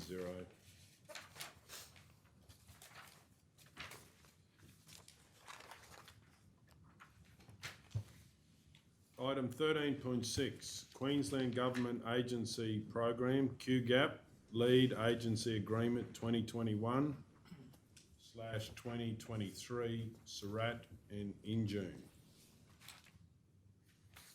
Councillor Hancock. I move that Council 1 endorse the 2021/2023 lead agency agreement with Smart Service Queensland for Surat and Injune. 2, authorise the CEO to sign the agreement. Is it meant to be 2021 dashed, like through to 2023? I think that would be, I was looking at that just as you were talking Yeah, as well. just- It looks a little bit funny. In the, up Thr- in the three subject years. heading, it's that way, but it's not on. Yeah. And can we hear from the manager? Through you, Please go Mr. ahead. Through you, Mr. Mayor. Yes, the accompanying letter with the report from the department indicates that this is an agreement that applies funding over 2 financial years. So it is in fact correct. Yep. Yeah. So this agreement. Councillor Mullen said it was right in the heading, but we'll just fix it in the bottom bit. Okay, happy to move that, Mr Mayor. Okay, do we have a seconder? Councillor Burkett. Any opposition? Does anyone wish to speak? We're going to go to the vote. All those in favour? 9-0.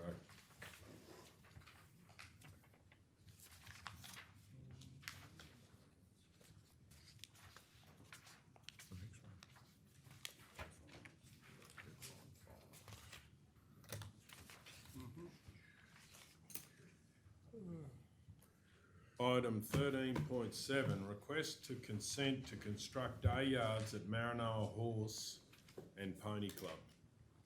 We have a mover, Councillor McMullen. Mr Mayor, I would move that council, as the owner of lot 127 on SP 203119, offer its consent for the Maranoa Horse and Pony Club to proceed with replacing fencing and installing day yards on the following conditions. All installations are compliant with any relevant building legislation, and consideration is made to ensure that the upgrades are safe.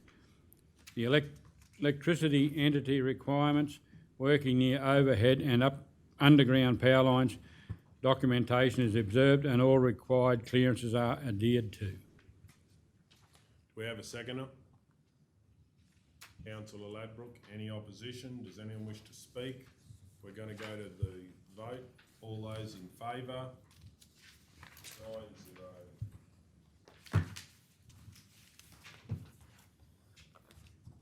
Item 16.1, commercial land in Mitchell. I'd like to move that a report be prepared for an upcoming council meeting. Do we have a seconder?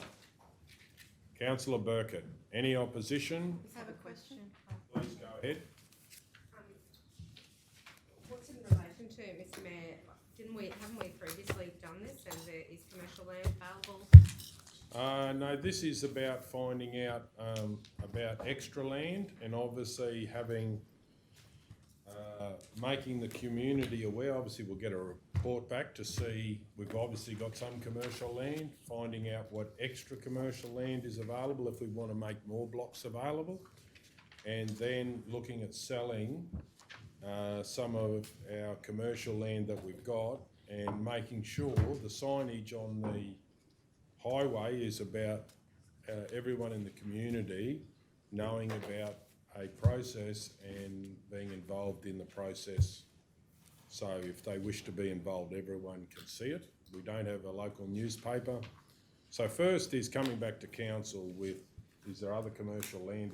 If we do sell our commercial land, is there other commercial land available or lease? And it's actually about getting a policy around this and council being informed if they wish to sell the council land there, and obviously make more industrial commercial land there as well. So it'll be around that as well. I read it, it's actually commercial and industrial land too, because there's a difference there, just to know. So basically, well, commercial and industrial land, obviously probably more focused on the highway, but an overview for councillors of what there is available. Councillor Taylor. So this commercial land is separate to the other commercial land that we had expressions of interest on? Yeah, so Totally different? It would be part of, obviously when we look at what commercial land we have at the moment, that would be part of that commercial land, those blocks, but would it give us an overview on what we could make available if council decided to make more blocks available in the Mitchell area. So what happened with the expressions of interest we got on the last lot? That was concluded and that finished, as you were in the meeting at the time, that's what's happened there. So this is an overview for councillors, and obviously if council does decide to sell its land, do we have any more land? What are our options? So councillors are fully informed if they make a decision. So how was it concluded? Sorry? Well, we decided that. You were at the meeting, Councillor Taylor. What did we decide? Well, don't you remember what you decided in the meeting? We decided, we moved a motion to conclude, or I could get the exact wording, that expressions of interest on that commercial land or industrial land of Mitchell. And that's the end of it, as in? That was the end of that process because it was concluded. So what council decides to do in the future will be up to council. Is there any other questions? So we have a mover and a seconder, and is any opposition? Does anyone wish to speak? We're going to go to the vote. All those in favour? All those against? 6-3 if I can call for a division.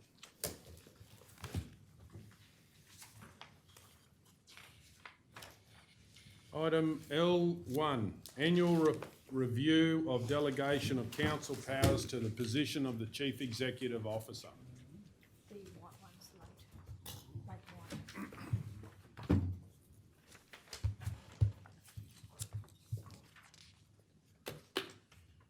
Do we have a mover? Councillor Hancock. I move that Council 1 confirms the annual review of the delegations to the Chief Executive Officer pursuant to Section 2574 of the Local Government Act 2009, and 2 confirms that the current delegation scheduled in Schedule 1 of the instruments of delegation attached to this officer's report to the Chief Executive Officer for the following legislation and local laws will remain unchanged from this review as listed. Do we have a seconder? Councillor Taylor. Any opposition? Does anyone wish to speak? We'll go to the vote. All those in favour? 9-0. L2, page 12, annual show public holidays for 2022. Councillor Hancock. I have a declaration, Mr Mayor. Please go ahead. I'll just wait for Cal.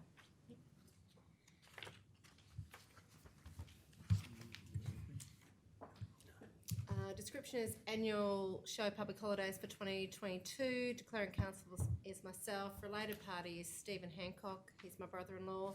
Particulars of interest is Stephen Hancock is the president of the Mitchell Show Society and his opinion has been recorded in the report regarding Mitchell's public holiday. Type of conflict is declarable conflict of interest, and action is, although I have a declarable conflict of interest, I do not believe a reasonable person could have a perception of bias. Therefore, I will choose to remain in the meeting. However, I will respect the decision of the meeting on whether I can remain and participate in the decision. Councillor Taylor. I'd like to move that it is in the public interest that Councillor Hancock participates and votes on the agenda item L2 because a reasonable person could trust that the decision is made in the public interest. We have a seconder, Councillor Guthrie. Any opposition? Does anyone wish to speak? We're going to go to the vote. All those in favour? 8-0. Okay, do we have a mover on annual show public holidays? Oh, we have another one? Councillor Ladbrokes? Conflict with item L2, the description of annual show public holidays 2022. And I am the declaring councillor, Councillor Ladbrokes. The party related is the Roma Show Society. For my wife, Alana, is an executive member of the Roma Show Society. The particulars and interest, the Roma Show Society is an organisation that hosts the Roma Show over a 2-day period, in which includes the public holidays for Roma, the type of conflict to be prescribed conflict of interest, and the action. I will leave the room while the matter is being voted on and discussed and voted on. Okay, thank you.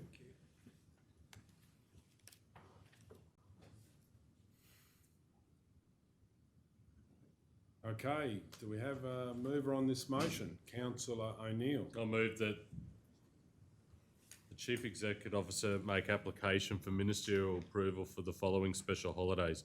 Friday the 6th of May 2022 for the 2022 Roma Annual Show holiday, and Tuesday the 10th of May 2022 for the 2022 Mitchell Annual Show holiday. We have a seconder. Councillor Burkett, any opposition? I just have a question. Please go. Why isn't Wallumbilla in there? Do we not do Wallumbilla? It's on a Saturday. They don't don't have public get a holiday. They don't get a Well, holiday. they do get They get Romas, Roma Oh, okay. as does Surat Okay. and Injune. and Injune, yeah.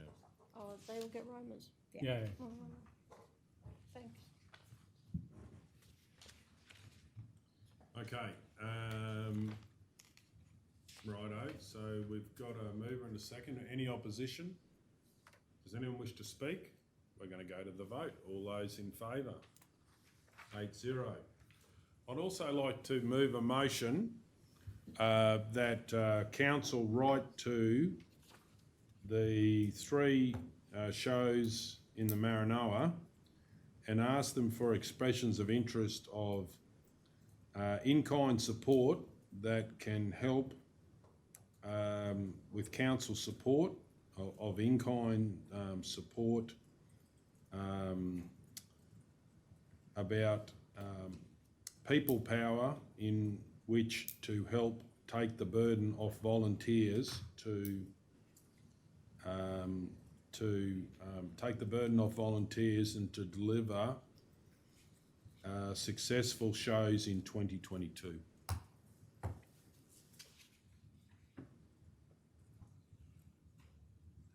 We have a seconder, Councillor Burkett. I'll just read this wording that council write to the 3 shows in the Maranoa thing for expression of interest. I'll have a conflict, Mr Mayor, on that. Right, okay, please go ahead. So Cal, it'll be exactly the same. New heading, which is whatever the mayor heads his thing.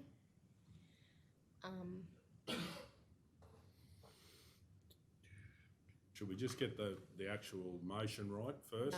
No, because we can't even speak about it if I have a Right. conflict of interest.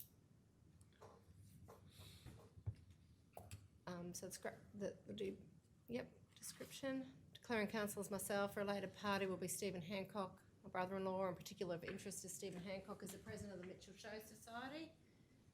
And his opinion will be sought. It's a declarable conflict. Sorry, his opinion will be sought.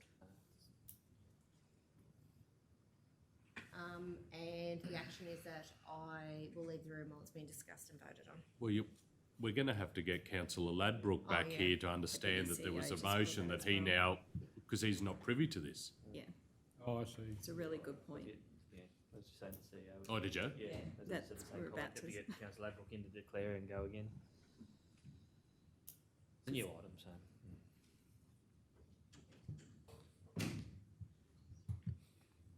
It'd be the same item but a new motion. No, it's a different topic.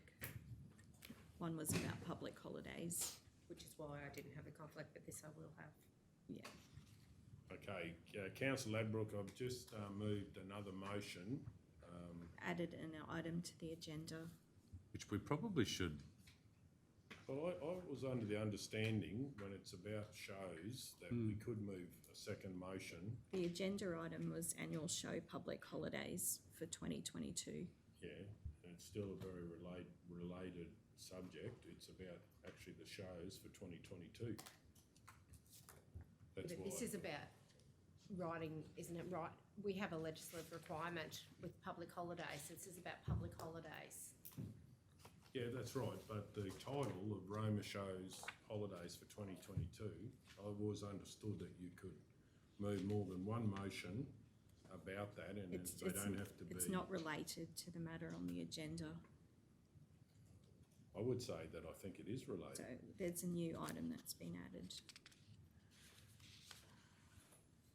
about in-kind assistance to shows. No, he's actually saying, do they want some help in? Well, I would have thought that it is actually the same, it's about In Roma the shows. That's semantics though. The bow's there, it's just long.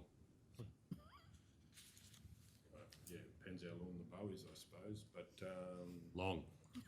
or short. That's what Not very short. Do you want someone to move to put it on the agenda? Is that what you want? No, I'm happy to go with it, but I know we've got a couple of conflicts here that we need to deal with, and I know the councillors are concerned about that, so. Councillor Hancock, did you want to finish yours? I've done mine, Yours, but I right. can't leave. Councillor Ladbrook? Sorry, it's not, it's in-kind, the issue is in-kind assistance, additional in-kind assistance to show societies. It's not just the consultation, because it's opening up the doors to effectively There'll be a budget. support. Yeah. Well, they might not have anything. We're actually asking them, do they need anything? Yep. So this is potential in-kind assistance to show societies. I think it's actually Preliminary I consultation. think it's correspondence. That's what we're voting on, correspondence. It's up to council what they do. The consultation, I think it is. Okay, Councillor Ladbrook, did you want to declare on this? Oh, will do. It's just easier and quicker and done. Is it the same wording that you had before? Yeah. L2, is it? Well, just a different. It'll be a new item. wording. Do you think it definitely has to be a new item? CO? 'Cause It we- ju-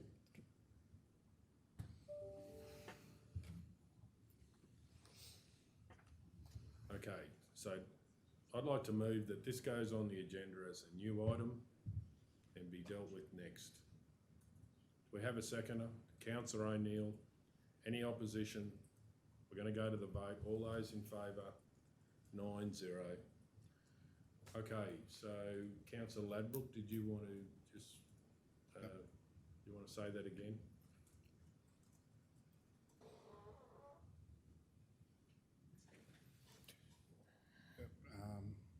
Just have to shift it down, head down a bit.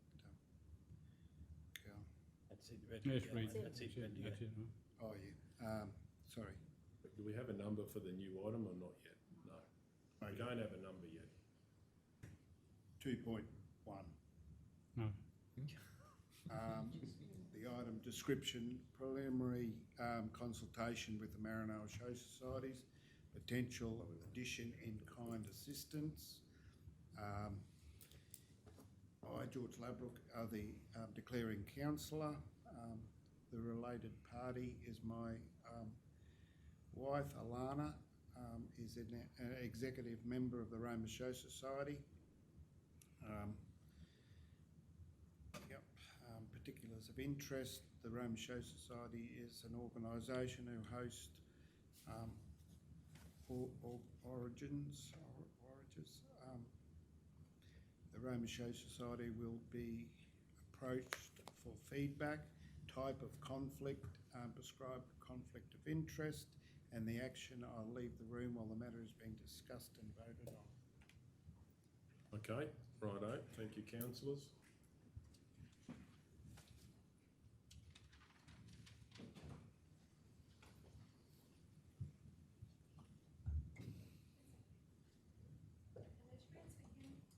Councillor Ladbrook and Hancock have left the room. So I move that council write to the three shows in the Maranoa and ask them for their expressions of interest for in-kind support that can help, help with council's in-kind support about people, people power in which to help take the burden off volunteers and deliver successful shows in 2022. So obviously what I'm focusing on is people power, or focused on that, because as it's... So you don't mean, what about plant? Well, you could say and plant, I suppose, yeah. So what you're effectively, because the bit in the middle doesn't make sense. So, I think one of the things was, through Mr Mayor, was the Mitchell show not going ahead due to, and it got a bit precarious again, and we were lucky that some new people come in. So that was one way that they could help, just leading up to the show with a bit of secretarial help, sort of thing. That was one option. And any in kind, where they've got, this is what we need to make it work, and council get that list. I'm not really focusing on financial as in, because generally councils have done that in the past in some form. However, that could be a separate thing. So it's definitely people power, and obviously if they didn't have a machine, they couldn't carry something if that was the case, or if it was... Like, what if they say that they need additional bins for waste removal? That's... Well, it might be more empty the bins, perhaps. Well, that would probably be in their initial in-kind assistance request that they usually have, but this is additional for those. Focused on people power and usual run of the mill. Yeah. Okay. Is the second happy with that? Yeah, I'm happy. Second. Yeah. But have you moved it to the bottom one? Bottom one. Council right to three shows in the... You mean the three show societies? Show societies. Three show societies. Kel, please.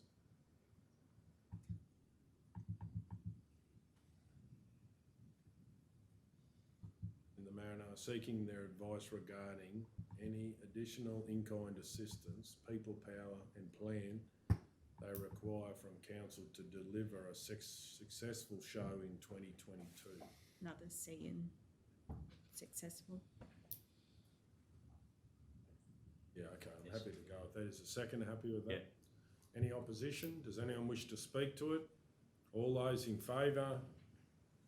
7-0.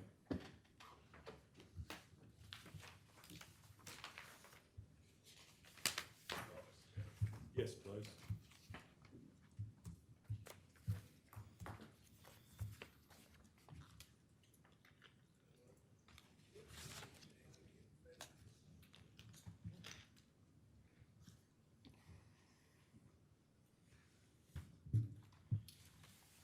Item, we're waiting for Councillor Hancock.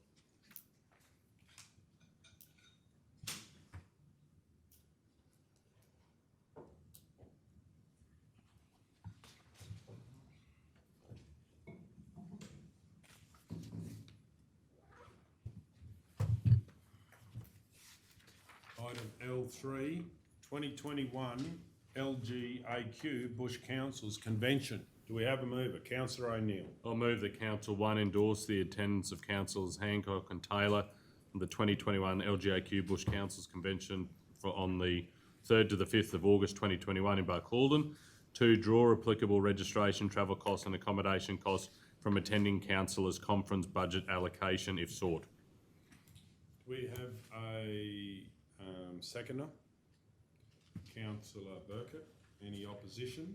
Does anyone wish to speak to it? Councillor O'Neill.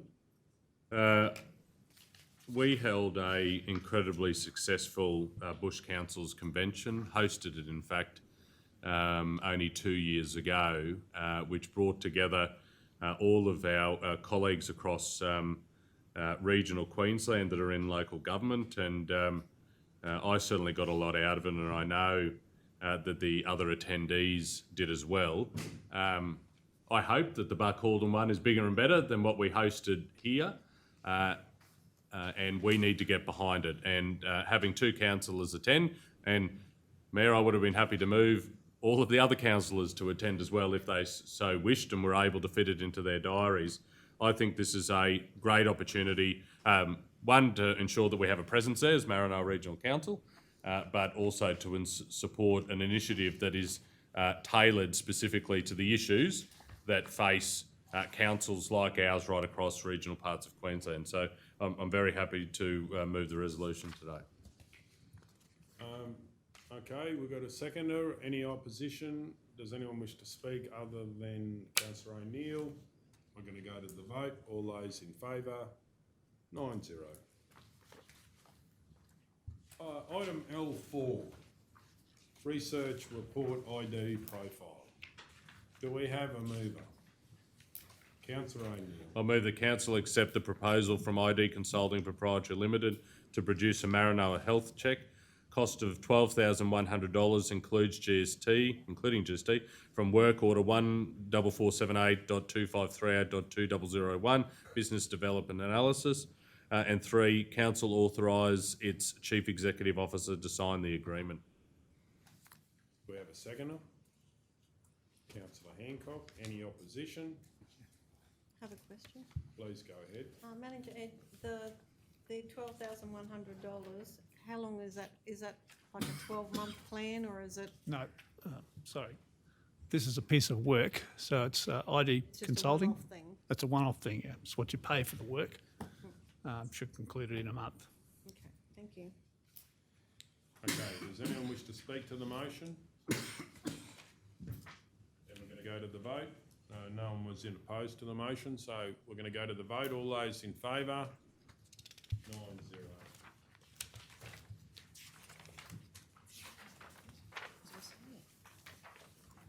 Yeah, that's the other, the big thing. I knew I'd read it.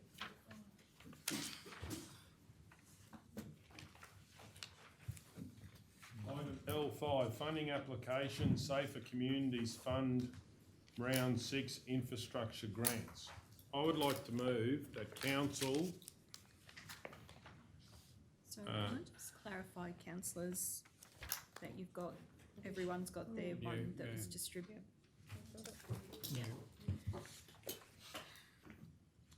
When was that distributed? Oh, I see. It's Big pile in front of you. Over morning tea. Those piles. Morning tea, was it? It's at the front. Mayor, can I move that this matter lays on the table till later in the meeting? Yeah. All those in favour? 9-0.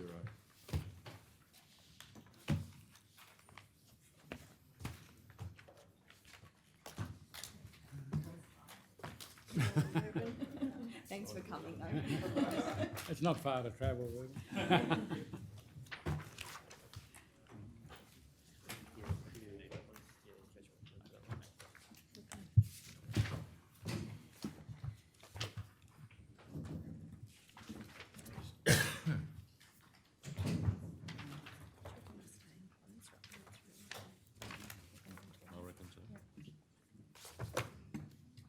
Do you want to charge yours? No. Oh, is it? Complex. Oh, yeah.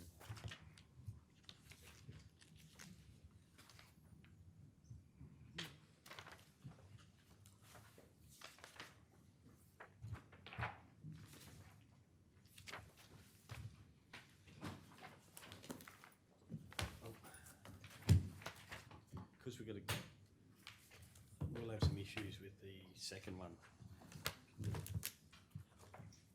So we're gonna Oh, Is there someone dialed in? No, it must be someone here that's got their. Someone on Teams? No? Mm. Yeah.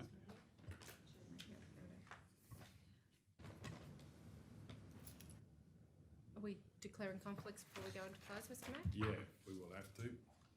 Please go ahead, councillor Hancock. Cal, I think you had it up there.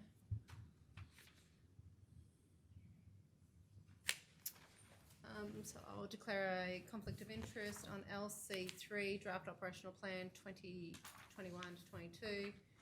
Declaring councillor as Councillor Joanne Hancock, myself and my husband, Graham Hancock, and entities GL and JM Hancock and Hancock Pastoral Company, which is GL and JM, myself and my husband, and and KM Hancock, brother-in-law and sister-in-law. Particulars of interest is the entities are registered to buy and sell cattle at the Roma sale yards. So my conflict with the draft operational plan is just in section 4.5 regarding sale yards. Type of conflict is declarable conflict of interest. Action is I'll leave the room or the matter is being discussed and voted on. And Cal, I actually have another one, so if you wouldn't mind.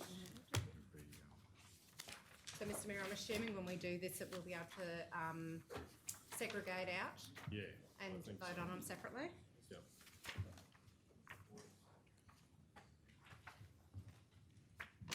So my next conflict is with the draft operational plan 2021-22, Councillor Joanne Hancock, myself and my husband Graham Hancock. So the entity is GL and JM Hancock and Hancock Pastoral Company. So just get rid of the brother and sister-in-law in this one, Cal, if you wouldn't mind. Particulars of interest is the entity own a truck MV double and conflict with, I'm just going to do the item number, Mr Mayor, Righto. not the whole report for this one. So I have a conflict of interest in item number 4.2.5 of the economic development and local business. So economic development, local business 4.2. Jesus.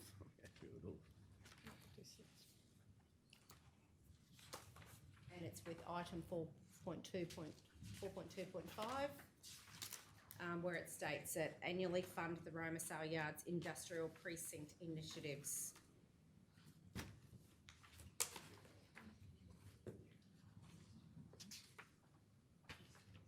So annually fund the Roma sale yards We'll all have to do the same. industrial precinct initiatives. And not. On Where the truck page wash is. 159. I guess like the Roma sale yards industrial precinct. So Is that the right terminology actually, Madam CEO? Do I need to put, I just want to acknowledge, or just put in brackets after initiatives, truck wash. Please.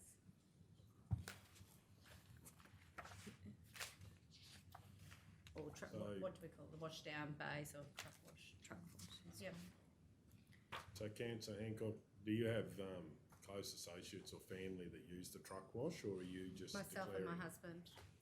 Right, that use it? Yep. Okay. We've recently, obviously, I've updated my conflict, so declarable conflict of interest, and the action is that I'll leave the room while the matter is being discussed and voted on. So I've recently updated my conflict of interest register. Right. So this is more to do with the truck wash, that one. What was the other one to do with? The sale yards. And you had that on 4.5. And that's the whole sale yards one. So we'll all be doing that one? So we'll all have to do it. Want me to go next, Cole?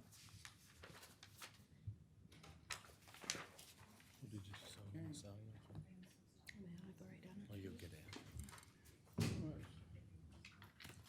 Beg your pardon? I'll just need to bring some stuff forward from an old meeting. Oh, right. I've previously given my conflicts to Cal for the sale yard. So can I suggest, Mayor, that you just adjourn for 10 minutes? Righto, happy to adjourn. We'll keep going.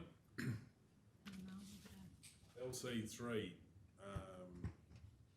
I'd like to declare a conflict on LC3, Draft Operational Plan 2021-22. The declaring councillor is myself, Tyson Golder. Related party is myself. I'm registered to buy and sell cattle at Roma sale yards, which is one of the functions referenced in the report. Strategic priorities. One of the strategic priorities referenced in the report. Strategic priorities 4.2, economic development, local business, and 4.5, sale yards. The type of conflict is a declarable conflict of interest, and I will leave the room while the matter is discussed and voted on. I have a declaration of interest, item LC3, Draft Operational Plan 2021-22, on the declaring councillor. Related parties, my parents, Gary and Julie Burkett. Particulars of interest, my parents are registered to buy and sell cattle at the Roma sale yards, which is one of the strategic priorities referenced in the report. Strategic priorities 4.2, economic development, local business, and 4.5, sale yards. Type of conflict is declarable conflict of interest, and the action will be taken, leave the room while the matter is discussed and voted on. Item LC3, description draft operational plan 2021-22, declaring Councillor Mark Edwards. Related parties, a partnership, Kim Edwards' brother, myself, Mark Edwards, and Cameron Edwards' nephew.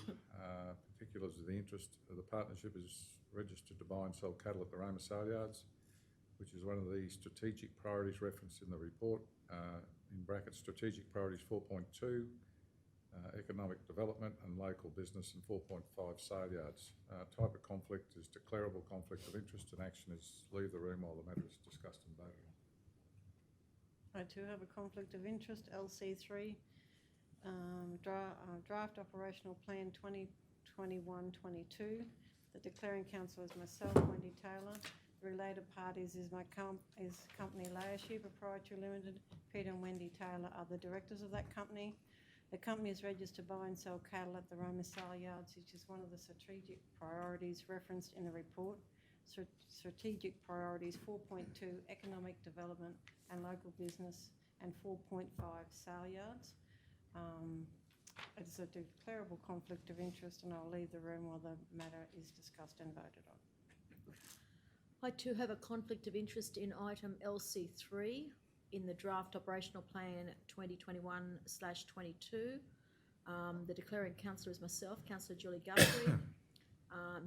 The related party is that I'm part of a partnership, which is Guthrie Pastoral Group, which includes myself, my husband Ross, and my son Nicholas. The particulars of the interest is that this partnership is registered to buy and sell cattle at the Roma sale yards, which is one of the strategic priorities referenced in the report. Strategic priorities 2.3, economic development and local business, and 4.5, sale yards. 4.2, economic development, local business, and 4.5, sale yards. The type of conflict is that it's declarable, and I choose to leave the room while the matter is discussed and voted on. I too have a conflict on draft operational plan 2021-22. I'm the declaring councillor, Jeff McMullen. Related parties, myself. I'm registered to buy and sell cattle at the Roma sale yards, which is one of the strategic priorities referenced in the report. Strategic priorities 4.2, and economic development and local business, and 4.5, sale yards. It's a type of conflict, declarable conflict of interest, and I will leave the room while the matter is discussed and voted on. I do have conflict with LC3, the description draft operational plan 21-22, declaring councillor is myself, George Ladbrook, the related party, close associate is W&A Ladbrook, my wife Alana. Relationship category, that's it. Particulars of the interest, partnership is registered to buy and sell cattle at the Roma sale yards, which is one of the strategic priorities referred to in the report. Strategic priorities 4.2, economic development and local business, and 4.5, sale yards. The type of conflict is a declarable conflict of interest, and the action I'll be taking is leave the room while the matter is being discussed and voted on.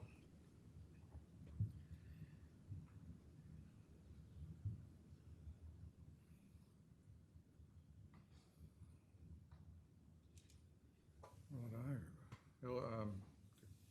Declaration of interest, item LC3, description draft operational plan 2021-22.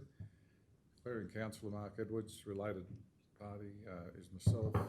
Particulars of interest, I'm an ordinary member of the Roma Aero Clubbing, and the group is mentioned in the strategic priority facilities.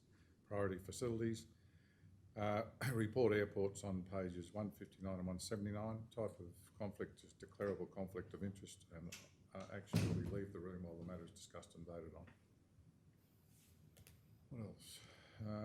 Another conflict of interest, item LC3, description draft operational plan 2021-22, declaring councillor Mark Edwards, related party myself and my partner Pan Otto. Particulars of the interest, Pan, the Secretary of the Roma Junior Soccer Association Inc. Examples of sporting facilities are mentioned in the report, of which the soccer grounds would be one of them. Strategic priority facilities. Type of conflict, prescribed conflict of interest, action, I'll leave the room while the matter is discussed and voted on. There you go. I have a conflict with LC3. Description is the draft operational plan 2021-22. Declaring councillor is I, George Ladbrook. The person of the interest. The person with the interest relationship category is the Roma Show Society. The related party is my wife. My wife Alana Ladbrook is Vice President of the Roma Show Society. And I am a member of the Roma Turf Club. I have a conflict with the following projects under the strategic priority for facilities, renewal Bassett Park, replacement of ladies' toilets and shower, Bassett Park kitchen refurbishment, Bassett Park stables expansion, Bassett Park plumbing works and water line, Bassett Park upstairs bar carpet, Bassett Park dedicated water line for firefighting, Bassett Park canteen, design only shovel ready, install staff canteen, Bassett Park, upgrade of Bassett Park jockey room, and the type of conflict is declarable conflict of interest, and I will leave the room while the matter is being discussed and voted on.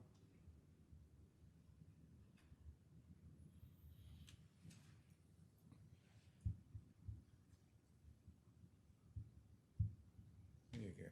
Righto. Item LC5, declaration of interest. Item LC5, description presentation of draft budget 2021-22. Declaring councillors councillor Mark Edwards, the related party, close associate other relationship is myself, and the entity is Calico Cottage. Particulars of the interest, I sell oranges at the Calico Cottage, which is mentioned as part of the precinct under capital in the draft budget. Type of conflict, declarable conflict of interest, and the action is leave the room while the matter is being discussed and voted on. Cameron? Joe's got one from before, don't you? I'll just wait to see if mine's right at the end. Oh, I see.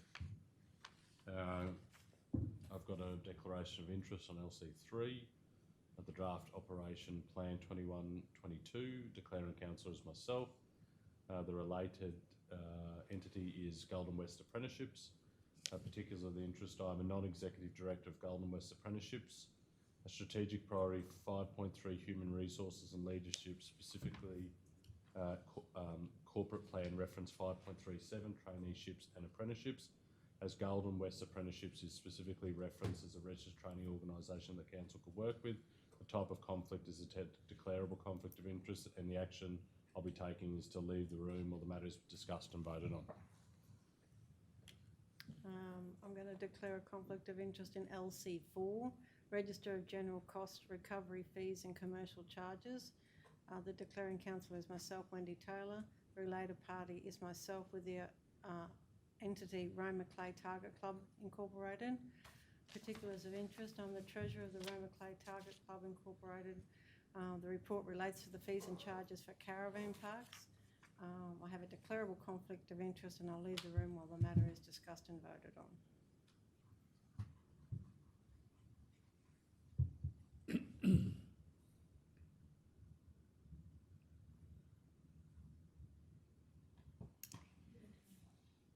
Beg your pardon?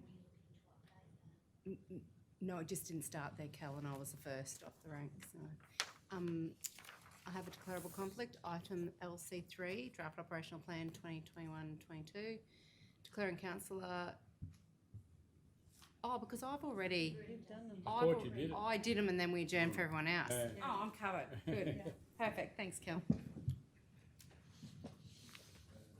Councillor Edwards, what was that one about the soccer club? What page? It's not... He's aired on the very side of caution. Oh, sorry, it's operational plan, yeah, 4.2. But it's not actually listed. What page? Page 159. At the very top there.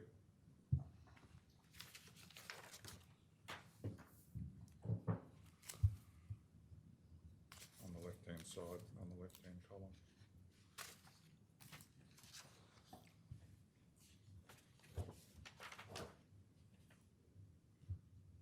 So you're talking about 4.2.5. 0.5.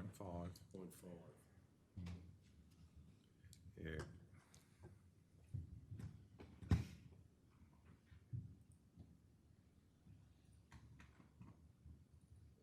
Doesn't actually say the soccer. No, but reading into it.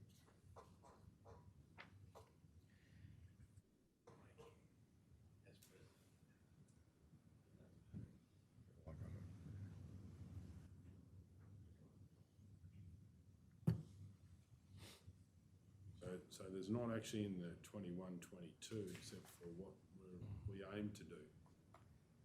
Is that correct? It's what we aim to do.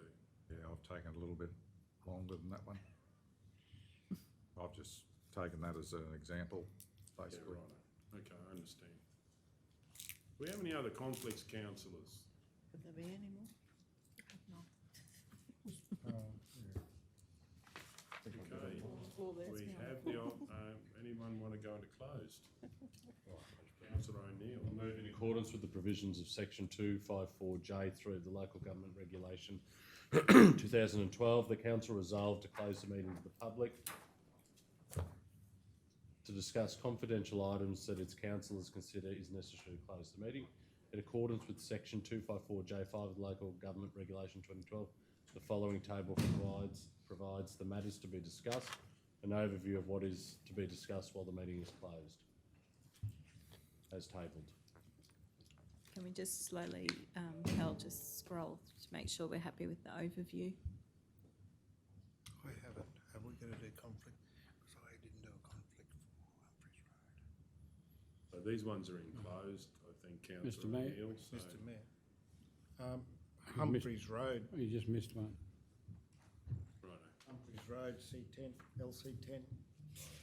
Remember that? Who could forget it? Yeah. Well, yeah, who can forget? A meeting wouldn't go past without. Would you mind just withdrawing that for a minute? That moving? Sit there. Yeah. Righto. Councillor. Hope you're going to open Yep. it. We're not enclosed. Oh, sorry. Not yet, no. Just had a move up. So, councillor Ladbrokes? Sorry about that. I have conflict with item number LC10, unnamed section of road off Humphreys Road, or the unnamed road of section of road. I, councillor George Ladbroke, person of interest, I'm related to Mark Humphreys, brother-in-law, Jimmy Humphreys, brother-in-law, and Kenneth Humphreys, wife's nephew, Darren and Emma Humphreys, my wife's nephew and nephew's wife. Particulars of interest, I am related to the people involved in this matter.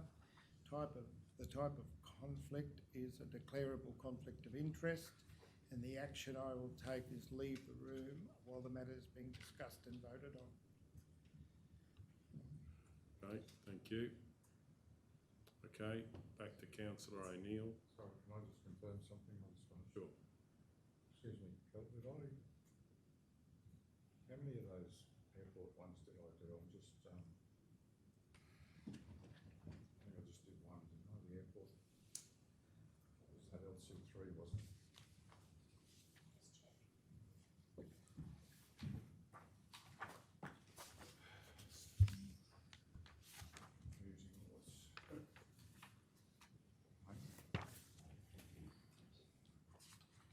Another one.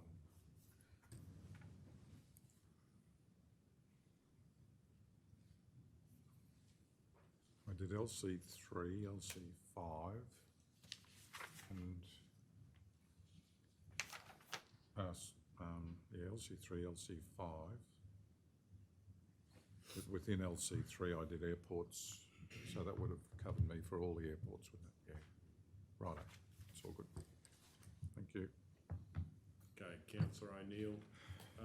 Because it's closed, normally I think you'd read out the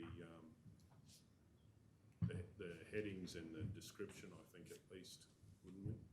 I think we've done that in the past, have we? We have. C1, just the heading. Just the headings C1, on the C2. left, but we'll scroll through. Not the overview. No, No, the headings and the title. C1, building our region's funding project for, I mean, this is academic because it's in the agenda.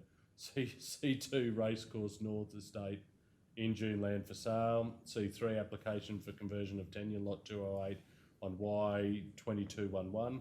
C4, proposed dealing of reserve to freehold lot 305 on WV1031. C5, proposed dealings of reserve to freehold lot 46 on WV1048. C6 claim for damages. C7, Roma, Denise, Spencer Pool procurement update. C1, building our region's funding project variation, the bigger big rig. LC1, options to lease lot 2 on SP309872. LC2, asset management plan, long-term forecast, water, sewage and gas network. LC3, draft operational plan 2122. LC4, register of general cost, recovery fees and commercial charges. LC5, presentation of draft budget 2122. LC6, draft debt borrowing policy 2122. LC7, further information for the draft materials and service expenditure reduction 2122. LC8, APLNG work and transition agreement. LC9, rating scenario A updated with capping. LC10, unnamed section of road off Humphreys Road. We have a seconder. Councillor McMullen, any opposition? Does anyone wish to speak? We're going to go to the vote. All those in favour? 9-0.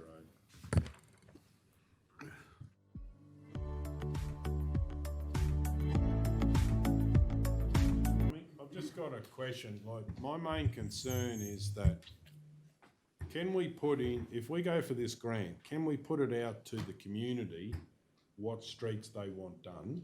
We've obviously heard from, police and so forth, but also what is the community? Because most of the issues I've heard is from residential areas.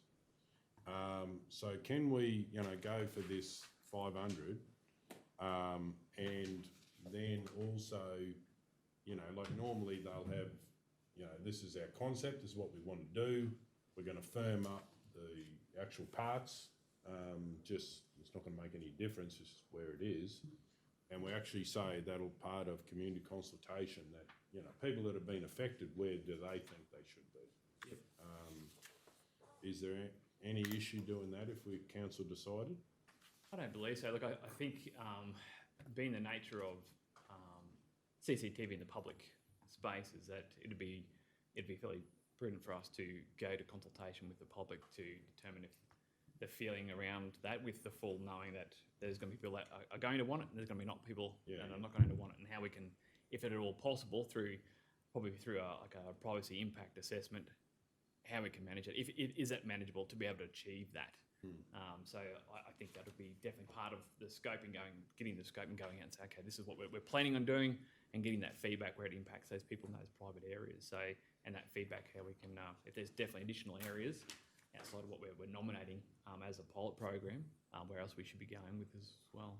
But even part of the pilot, can we have some flexibility in the pilot? We want to put in 30 towers or 10 or whatever, but yeah, we're going to fine tune.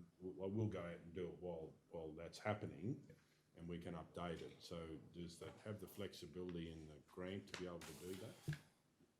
We'd have to, I think we'd need to get that initial pricing to probably say, as we're doing the scope for the project, to probably identify, okay, we're looking at, this is these areas, but we need that flexibility to have potentially 30 towers around the place, and what that would cost, and then to be able to put that as part of that initial costing. Like, I think in some of the areas that we're looking at, we would be able to, it'd be a probably more simpler installation, that we could say, okay, this is what it costs for a tower or this type of installation, times that by this number, and use that as part of that grant application. Obviously, the main consideration there, it really comes down to that, the information privacy around what we're capturing in those areas, and how we manage that. That's going to be the trickiest part of those areas as well. So that'd be my main concern, rather than, I don't think definitely it's as a technology challenge of getting the infrastructure, that's another beast, and I guess this pilot will help us probably as a council gauge how big, as we're scaling this, what the capacity requirements, the managing, all that type of stuff's happening, and how we can grow that. But definitely there's that feedback from the community that there are areas that need to be done at major intersections. We just need to do that assessment at those areas, what has been nominated. That's probably the key. Because what I was hoping for is that we had a camera, it was a bit like a traffic light, not necessarily in the middle, but nearly, so that saves that issue of looking into people, because we're really looking at the intersection down. Yep.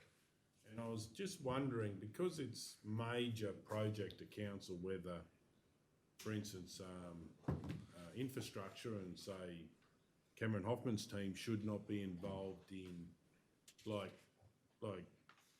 part of it's very your department, and some of it is very like just construction, really. Oh, definitely. It'd have to be bringing from planning to the infrastructure team around that implementation, and how much we can do ourselves versus what we have to bring in the contract. So I think once we get the understanding of that scope of where we're wanting to implement, then we can probably look at, okay, these are the stakeholders we need to make sure we're bringing in to, I guess, get best value or most value to deploy as far as we can with the solution. So,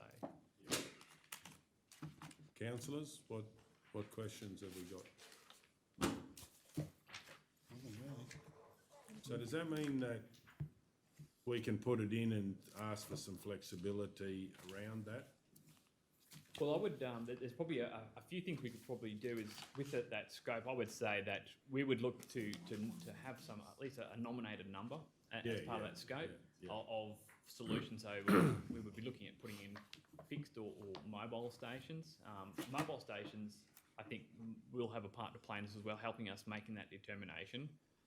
Because some of this is as well, if we put in fixed camera solutions up a street, and then 3 or 4 months' time, residents are moving from that area and new people come into that street, and we've got fixed solutions there, and they are very opposed to that idea, then long term it might be, or we've just put infrastructure in here that we can't use, or there's a lot of concern about from those residents. So especially with the mobile trailers, there is some option there. We could even implement a trailer or solutions around those areas for those people that, if there's a particular street or particular hotspot area, that we could at least quickly see the impact over time and to be a temporary solution for now, that we could then, we know, okay, that there is a real benefit of putting these cameras here, they're having a real effect on this area, and then we could look at doing a more permanent solution after.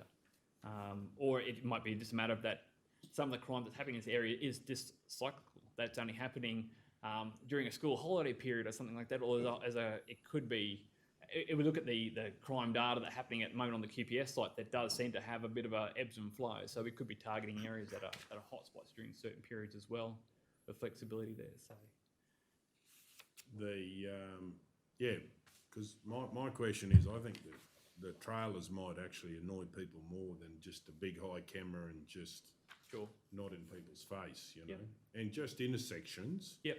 Because there's a lot of these people are on foot, or they're, you know what I mean. So it's just really identifying. I think if we have some flexibility, that we got our information from the public as well as police and. So when we say at the intersection, just to clarify there, would you be looking at just covering all the areas around the intersection, or are you looking at an intersection, so you're shooting down an intersection and down that street? No, just around that intersection itself. Yeah, it's time and a place, who went past, there was a break-in, you know, one street over. Sure.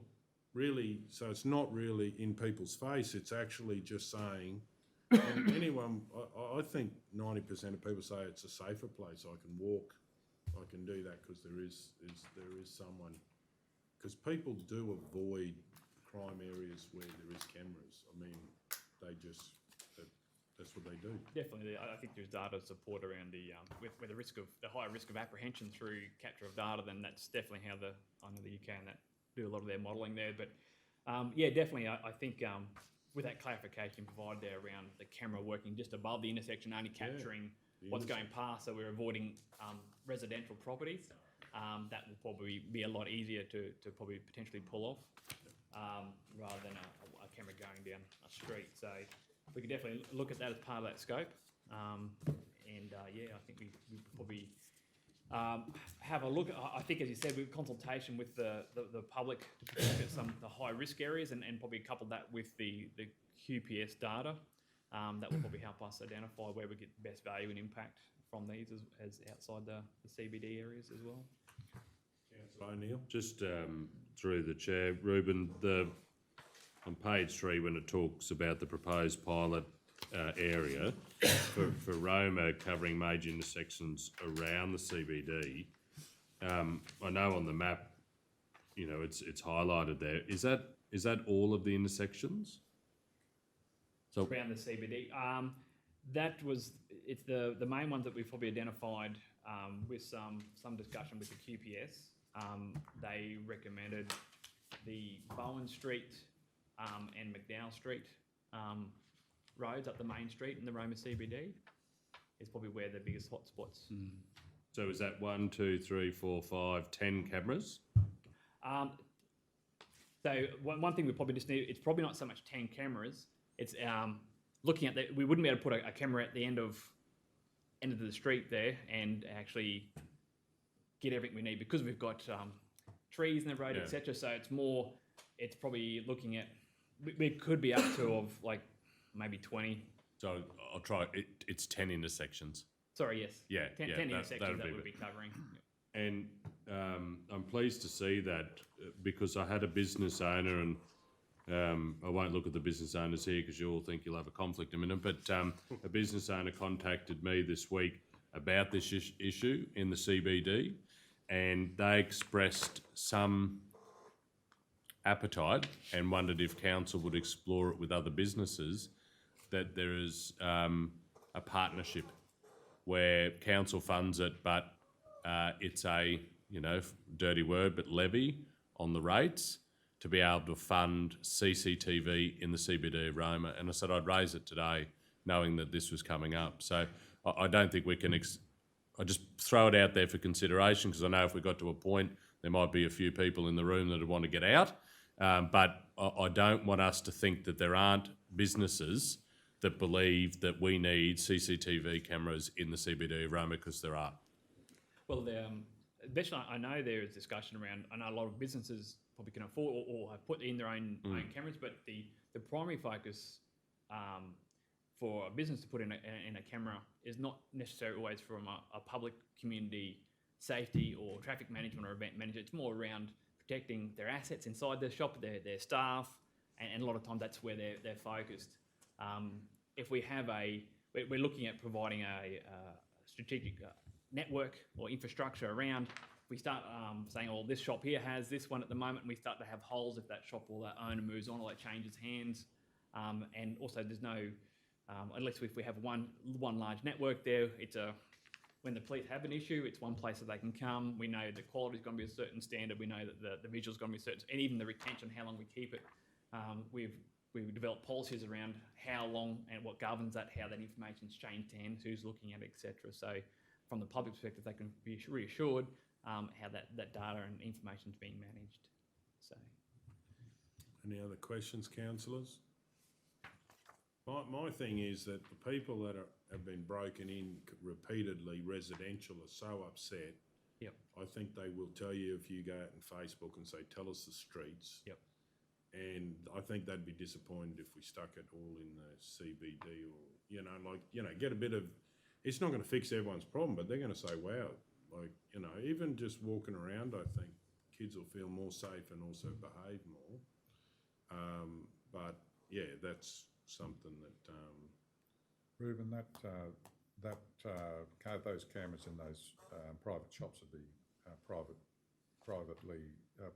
They don't have to hand it over, like if the police come in, they don't have to really hand it over, do they? I think they can they can get a warrant to get that information. Okay. Yeah. But I think from us, it's more of a request, and we have a documented process internally from an information privacy from an information privacy perspective as well. So.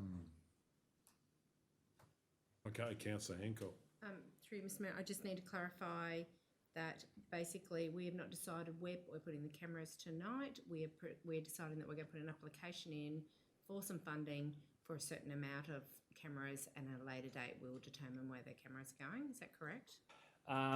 We have an outline where we're making an initial recommendation of where we're having cameras. So we've coloured in some areas there where we'd like to go with the cameras on the maps. Through you, Mr Mayor.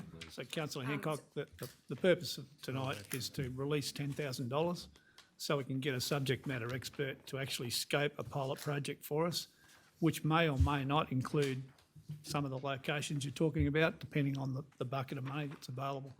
So that's the main reason, that in the next 2 to 3 weeks, because the grant's due on the 5th of August, the next 2 to 3 weeks we can get enough information then to populate an application for funding and be well informed about where we're actually going to put the cameras to make the pilot work, which will prove a much larger project.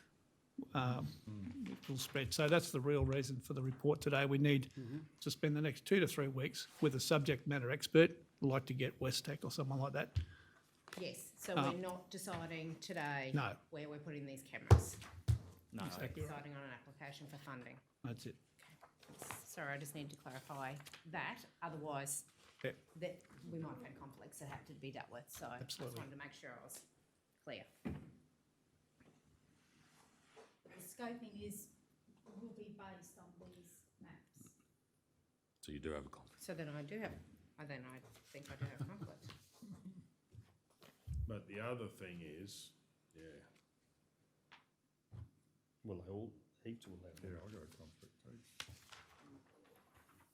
Should have bumped this. Alright. So I'm just going to declare a conflict and hop out.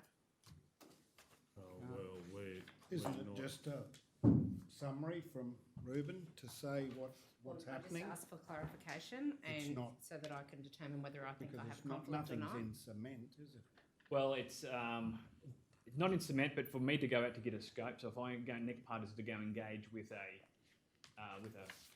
subject matter expert to help scope this, which is the next part and probably the urgency around the meeting tonight, is to try to get that determination of where we want cameras. Definitely is part of what we're trying to achieve here. Definitely, as the Mayor's asked there, if we can have inclusion of potentially going out with community consultation, probably through the Have Your Say, to get some feedback from the community in regards to where they would like cameras to be included into this. But I definitely think this initial scope that we've placed here would be something I'd like to be initially be settled on for sure. So just looking at the skate park in Roma, the CBD. So, Mr. Mayor, I have a conflict. I'd like to. I want to hop out. Can I just ask one question? You can't now, once the councillor has, you can't, Councillor Burkett, because you may cause a problem for that council. No, it wasn't anything to do with the subject. It was just sort of about time laying on the table. I was going to do. Well, you can always move the load on the table. But you need to. But it's due by the 6th. No. It got till the 5th of August. No. But he's still got to get That was- his scope. We've got to get you This is scope. But anyway, Councillor Hancock. I'm talking about until the next ordinary meeting. I'm talking about next Wednesday special. If we have a special meeting next Wednesday. Well, he's Is lost that all enough the time, time? hasn't he? Yeah, no. Councillor Hancock. Mr. Mayor, I'd like to declare a conflict on L4. We've got to go into open to do this. We are in open. Oh, sorry, okay, I missed that. Funding application for Safer Communities, Fund Round 6 Infrastructure Grants, declaring councillor as myself. Excuse me, Councillor Hancock, I might just get the Deputy Mayor to take over for a minute. Please go ahead. Person with interest is myself and my husband, Graham Hancock.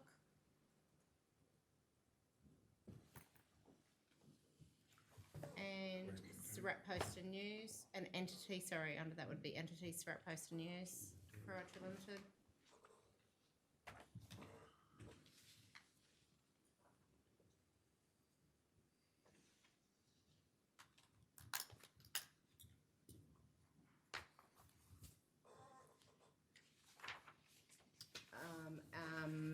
Surat Post and News, Rotary Limited is a business.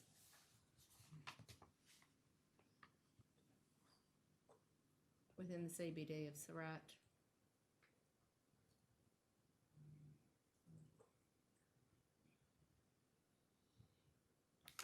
Declarable.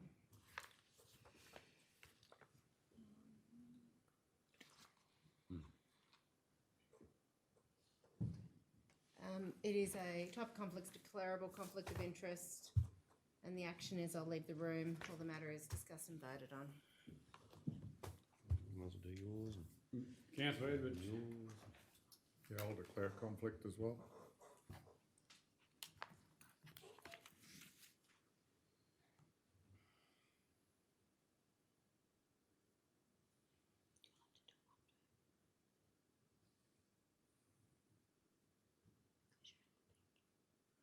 Be myself and LGAQ Group.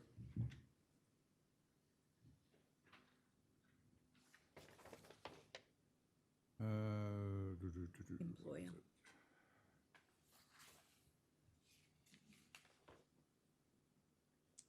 Deputy Mayor, I just wonder, the Mayor's going to come back in here and say he's got a conflict. That's if he comes back in. And under the Act, you've got to be here to hear the other conflicts of the other people. Is it? I don't know, but he knew what Councillor Hancock was declaring, and so. I know what you're saying. Yeah. I just, when he said it just for a minute, I thought he must have been going to the bathroom, toilet. Yeah. Anyway, we'll just have to assume he went to the toilet. I don't know. Anyway, you keep.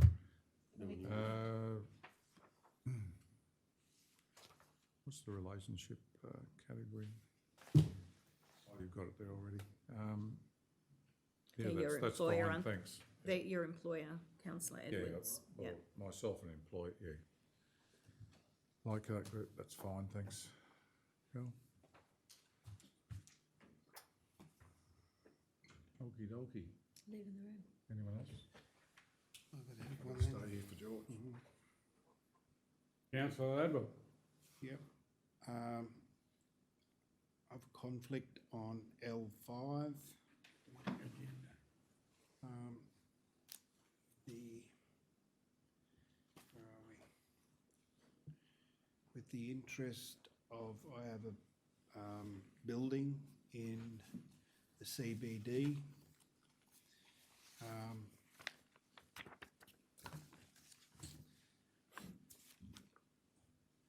Conflict is with myself, and the type of conflict, is a declarable conflict of interest, and I'll be leaving the room while the matter is being voted on and discussed.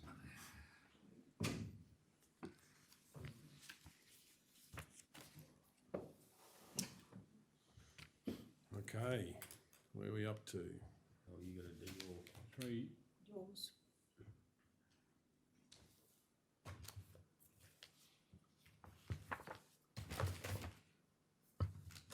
So this is to do with where to put the security cameras in Roma. We're deciding, is that correct? Across the Maranoa, so it's actually looking at the Injune, Mitchell, Roma, Surat, Newbar. And three have declared interest conflicts. Yeah, no, I don't think I've got a conflict with this. We're not talking about anything else about, just about this issue here. Is that correct? That's correct. Installing the cameras in inclusion of the CBD of those areas as well. Yeah. Yep. Okay. Is everyone, we're going to do this back when we go back in open? We're in open right now. But we don't need to do it now. We did it to hear from the officers. We can do it when we do the rest of the agenda. They've just left the room because they've got conflicts. Yeah. But, okay. Sorry, is it going to be at the intersection in the CBD? Correct. Yes. Well, it depends what, I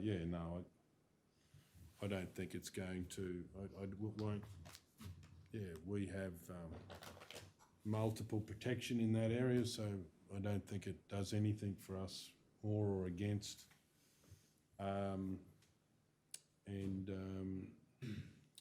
We will see what happens. Does funding application for Safer Communities Round 6 infrastructure grants? Mayor, I'm, as a councillor, I'm obligated to raise a perceived conflict of interest of another councillor. I'm raising that I believe that you have a conflict of interest on this matter due to your business operating in the CBD and you owning or having a connection to a business on the corner of McDowell and Northern Road, Quinton Street. You removed yourself earlier today on a matter relating to that intersection, and so therefore I'm obligated to raise that I believe you've got a conflict of interest. And do you have a basis on that conflict? As I just said, Mr Mayor, you own a business in the CBD of Roma. There is a scoping document here for an application for funding where cameras, CCTV cameras will go into the CBD of Roma. One of those intersections includes McDowell and Arthur Street.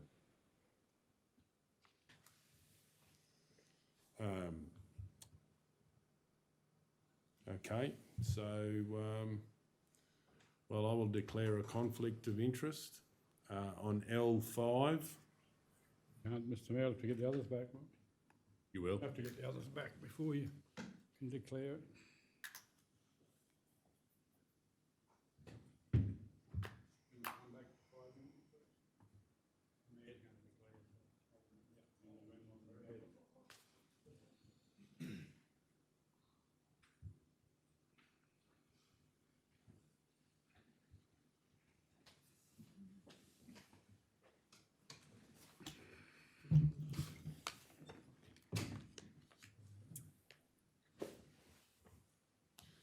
Declare a conflict of interest on L5 funding application for Safer Communities Round 6 infrastructure grants. The declaring councillor is Tyson Golder, and the person of interest is myself. I have a business, Golders, in the Roma CBD. I will be declaring that I do not have any benefit or loss with the cameras being put in the CBD, as it has no effect on our business, positive or negative.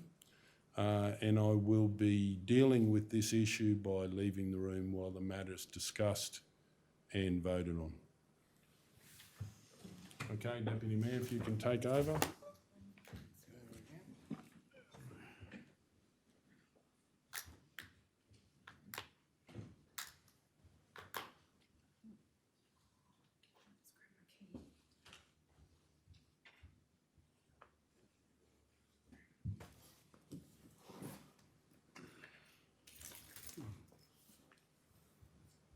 What's the item number in the main agenda? L5. L5.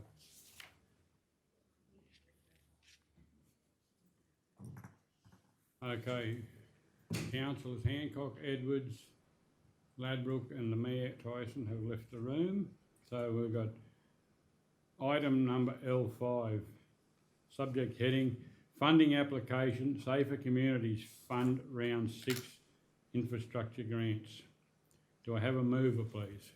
Councillor O'Neill. I'll move that Council 1 allocate $10,000 from work order 19808 towards the preparation of a scoping document to support the funding application, outlining the security infrastructure required for the identified locations as tabled, mobile CCTV solutions and other supporting ICT infrastructure. 2, submit an application to the Department of Home Affairs Community Safety Infrastructure Grant Scheme for the Maranoa Community Safety CCTV pilot project for up to $500,000. 3, provide a maximum of $100,000 as a co-contribution or at least 20% of the estimated project costs if final cost estimates are less than $500,000. 4, authorise the Chief Executive Officer to sign and submit the application by close of business on the 5th of August 2021. Okay, have a seconder, please. Councillor Taylor. Any opposition to the motion? Anyone wish to speak for or against the motion? Okay, I'll put it to the vote. All those in favour? 5-0. Thank you. Thanks, Sam. Thank you. Thank you. Thanks. Travel safely. Bruman, thanks, Ed. Thank you. I reckon we could be up to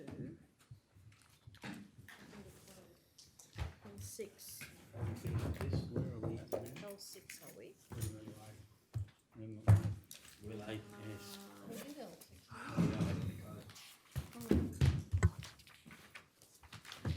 Is that bad? No, it'll just be as listed. Councillor McMullen, in the absence of the Mayor, just to keep things, because we are still in open, do you want someone to move to go into closed? Oh, okay. Was that what we're going to do? I've lost track of it. Yeah. Going back. We do, yeah. We've got to go back to closed. All right, there it is. It's wearing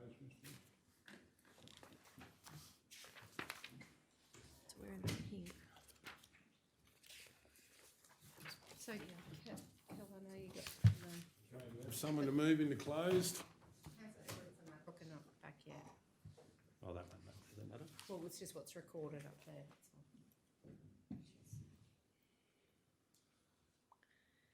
Mayor, I'm happy to move. Please go ahead. In accordance with the provisions of Section 254J3 of the Local Government Regulation 2012, the Council resolved to close the meeting to the public to discuss confidential items that its councillors consider is necessary to close the meeting as previously listed.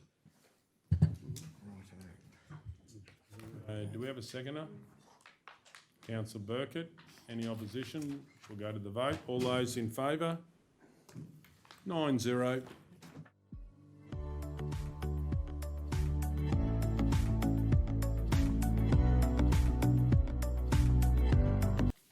We'll do C10. Do we have to change LC10? Yeah, LC10. LC10? I move that we change the agenda to deal with LC10. Okay, do we have, that's a procedural motion. You don't need a second to do. Or we have, oh, I don't, we have. Righto. yeah. Okay, we have a I'll second. second it. Councillor Burkett, any opposition? We're going to the vote. All those in favour? 7-0. LC10, unnamed section of road off Humphreys Road. Do we have a mover? Hang on, we just have to get the. We just got to get there.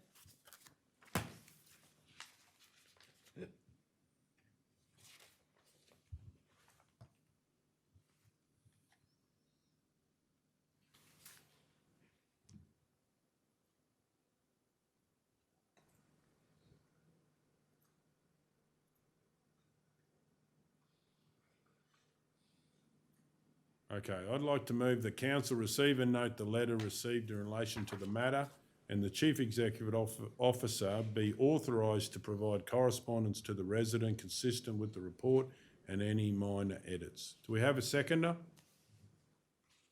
Councillor Taylor, any opposition? Does anyone wish to speak? We're going to go to the vote. All those in favour? 7-0.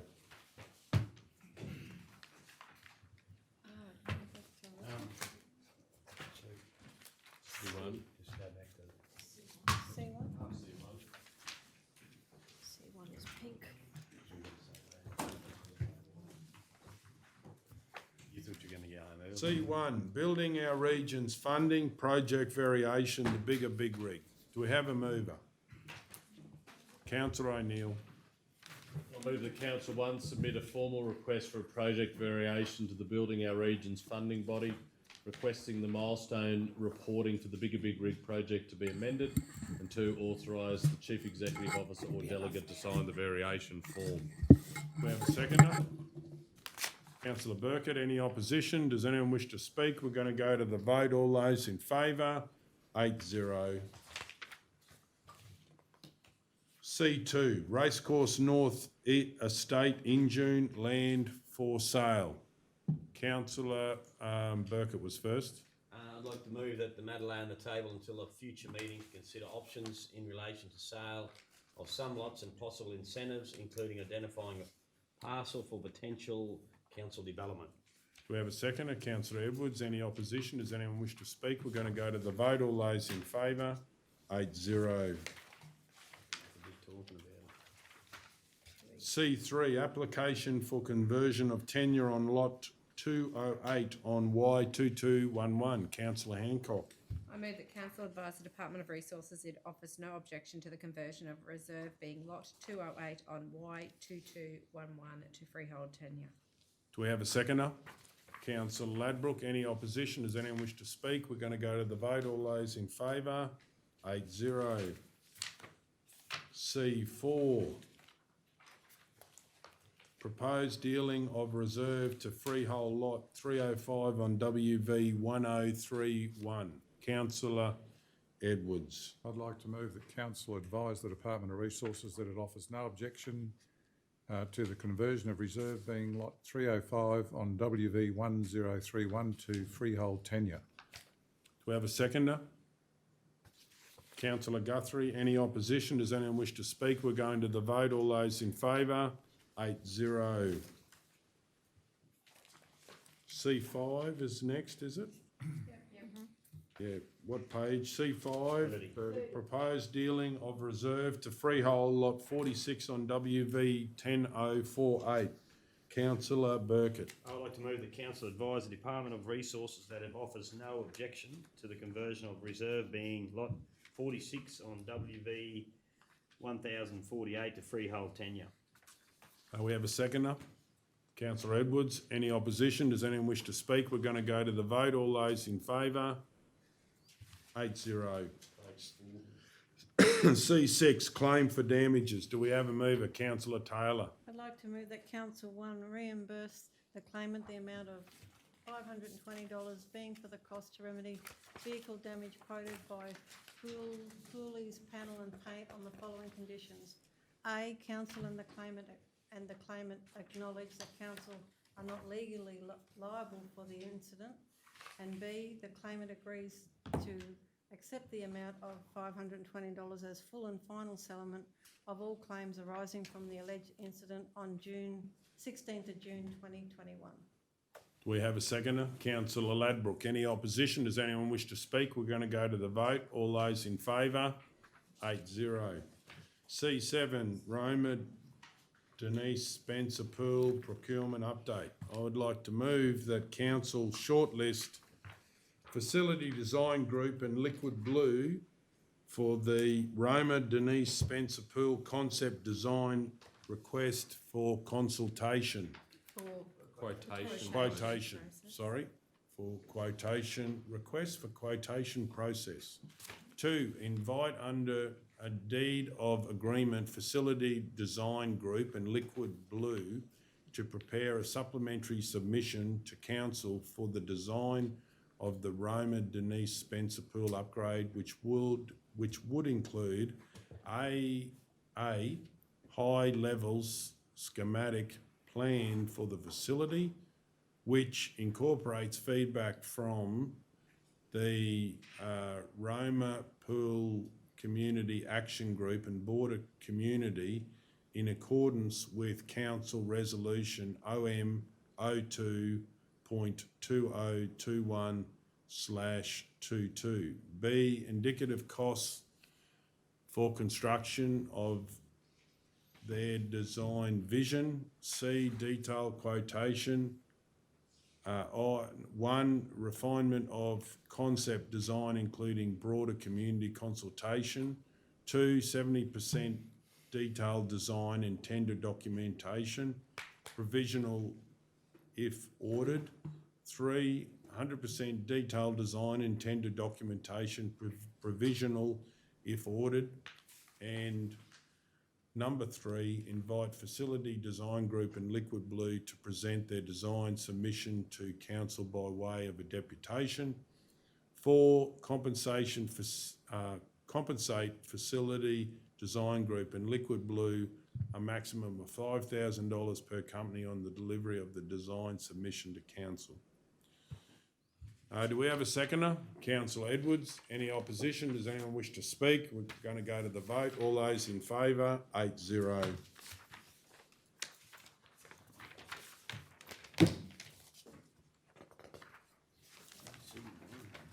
Okay, LC1, option to lease lot 2 on SP 309872. Do we have a mover? Councillor Burkett. I'd like to move that Council 1 invite the owners of Lot 5 on RP 200-576, Lot 222 on R863 and Lot 1 on SP 309872 to submit an expression of interest to lease Lot 2 on SP 309872. 2, invite the interested party to submit an expression of interest to lease Lot 2 on SP 309872 with any lease to be conditional on the settlement of purchase of Lot 1 on SP 309872. 3, engage a valuer to undertake a valuation of the market rent for the land and any improvements. We have a seconder. Councillor Ladbroke. Any opposition? Does anyone wish to speak? We're going to go to the vote. All those in favour? 8-0. LC2 included in the... LC3, I move that we lay this on the table till... But LC2? Is LC2 part of... No, LCP. LC2 is page 11. Can you move like multiple on the table at once? It's easier if you don't. Okay, so I'll like LC2 asset management plan long-term forecast water sewage and gas networks. I move that we lay this on the table. Why wouldn't we actually move this one, Mr Mayor? This one's okay. Is it? Okay, well, I'll withdraw that. Do we have a mover?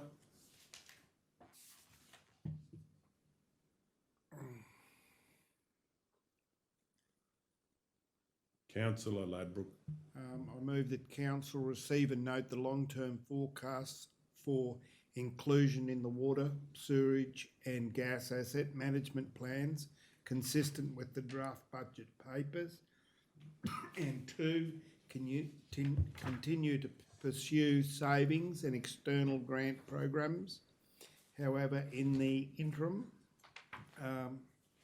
the projections be based on borrowings with the aim to reduce these each year. Okay, do we have a seconder? Councillor Edwards? Sorry, Mr Mayor, I just thought of something else. What are their, That it might be linked to one other item.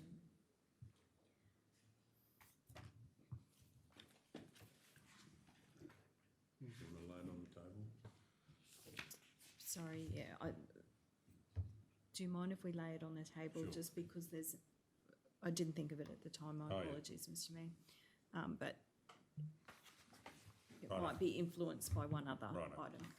I might, I move to lay this Sorry, on the Councillor table to the next meeting. Special meeting next week. LC4, Three. LC3 draft operational plan, so we're happy to lay all these on the table. Oh, we've Yeah. done the hard work with this one, I thought. Oh, yes, this one, yeah. This should be dealt with. Oh, but we've got to go through all these. No, we took them all out. They're excluded. Oh, this is the one that's excluded, isn't it? Yeah, we excluded You all need those it this ones. week? Well, this will inform next week. So Mayor, I'm happy to move that Council 1 receive and note the draft 2021 operational plan excluding strategic priorities 4.2 economic development and local business and 4.5 sale yards, 4.9 facilities and 5.3 human resources and leadership as presented. 2, approve the remaining strategic priorities in the draft 2021-22 operational plan proceeding to the next step of inclusion in the draft statutory documents. 3, incorporate the following amendments. I don't want to do that actually. No, we're going to do those separate, weren't we? Yeah. Oh, well, yeah. So I'm happy to move 1 and 2 and someone else can do the rest. Okay, do we have a seconder? Councillor Ladbrook, any opposition?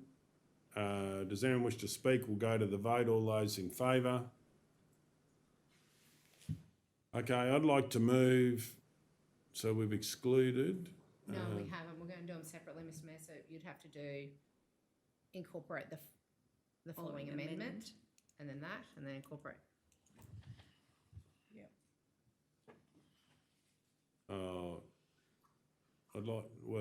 I'd like to move that council incorporate the following amendments in the draft 2021-22 operational plan. Water include continue to prioritise the use of internal resource to do major works, renewal and upgrade works, e.g. plumbers, supplemented by external resources, ensuring that we capitalise on shared internal skills. That's first. Yeah, doing them all. Do we have a seconder? Councillor Burkett, any opposition? Does anyone wish to speak? We'll go to the vote. All those in favour? All those against? 5-3. If I can call for a division.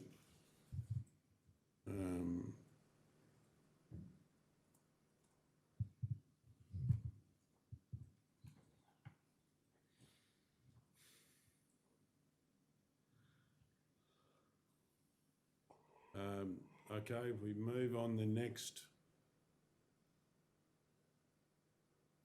I'd like to move that we incorporate the amendments in the draft 2021 operational plan, cemeteries to include, if any requests for burial, etc. cannot be accommodated, these be escalated immediately within the local complaints process. I might put them all together actually. 2, so what's the next one, Kel? But Mr Mayor, we discussed this, and yeah, as to otherwise Councillor it- Burkett said, yeah. Otherwise, we're going to have. We don't have anyone with a conflict, do we? No, some didn't agree. It's because it's all putting them in together, and there's some. You've started. There's not that many. It'll be quicker doing it individually than the other way, I think. Righto, well, I'll just stick with that one then. Do we have a seconder? Councillor O'Neill. Any opposition? We'll go to the vote. All those in favour? 8-0.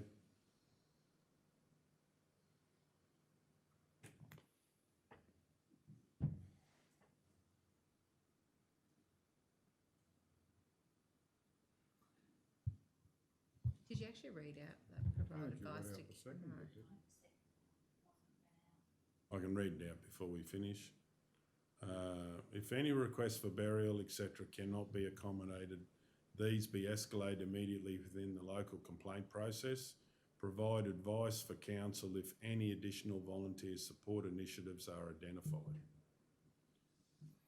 That was what we just voted on. Is everyone happy with that? Yes. Righto. Okay, moving on to,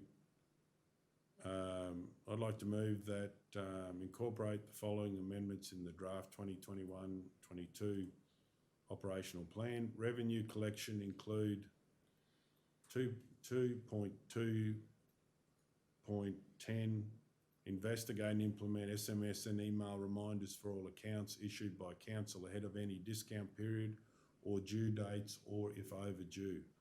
Further, that this be, include account details as part of SMS and email and a link to the facility to pay.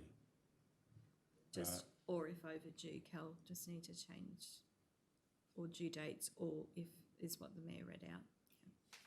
Okay, do we have a seconder? I just have one question with that, Mr. Mayor. Yeah. Or if. When you say, I'm fine with the investigate, but implement, does that mean it doesn't matter what it costs or what, like, it's No, going they're to going to be implement? investigate it. They're going to investigate it. And then implement. Obviously, it would come back to council because there's no budget decision to do it. Okay, we had a seconder. Yeah, Councillor Edwards. Any opposition? Does anyone wish to speak? We're going to vote. All those in favour? All those against? So that is 6-2. Righto, moving on to the next one. Did you call for a division, Mr. Yeah, Mayor? I did. Oh, I haven't, but I will call for a division now.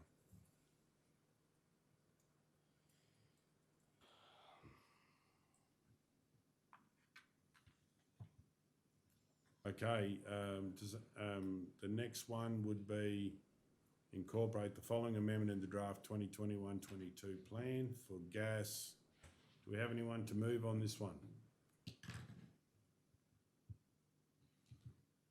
Councillor Ladbrook. Do I have to read gas 4.6.6 include? Do that, incorporate that. What's that? You're going to say that Oh, incorporate. yeah, incorporate the following amendments in the draft 21-22 operational plan and gas 4.6.6 includes encouraging large users to connect to the network and promoting gas, incentives for local businesses to increase their consumption. That's it. That's it. That's it. Add in there, Kel, to increase their consumption. Do we have a seconder? Councillor Guthrie.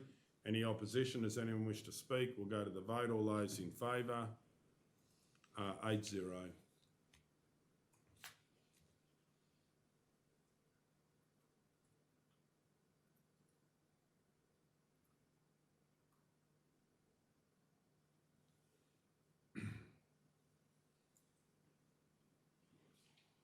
Okay. Well, I'm happy to remove the other one for time. I did ask for it. Okay, what's the next one, Kel? Please.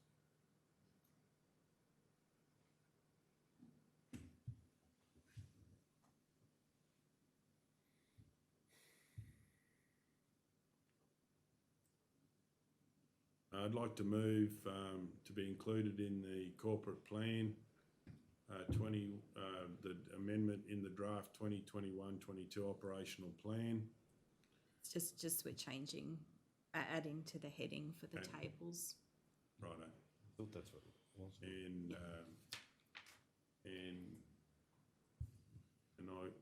we should be able to put this other one in. Do you want to do them all individually? We're nearly there. We passed Corporate plan. what we Righto, need to do. well, I'll move that. Does anyone wish to second that? Councillor Hancock. Any opposition? All those in favour?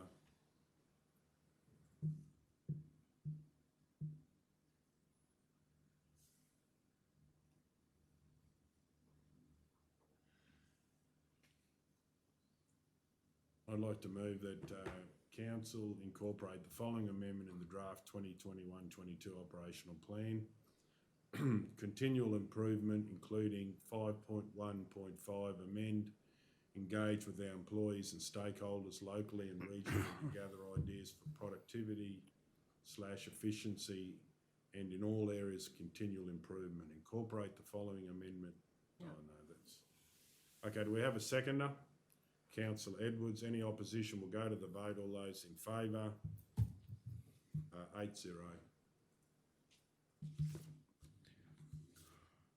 Councillor Hancock. I move that we incorporate the following amendment in the draft 2021/22 operational plan. Economic development includes 4.2.2, list all community organisations in each town. For example, Stratton District Development Association, Wallumbilla Town Improvement Group, Yuba Development Association, and Advance, Injune, etc. Okay, we have a seconder. It is Yuba Development Group. sorry. Yeah. Councillor Guthrie. Any opposition? Does anyone wish to speak? We're going to go to the vote. All those in favour? 8-0. Okay, that's all of them.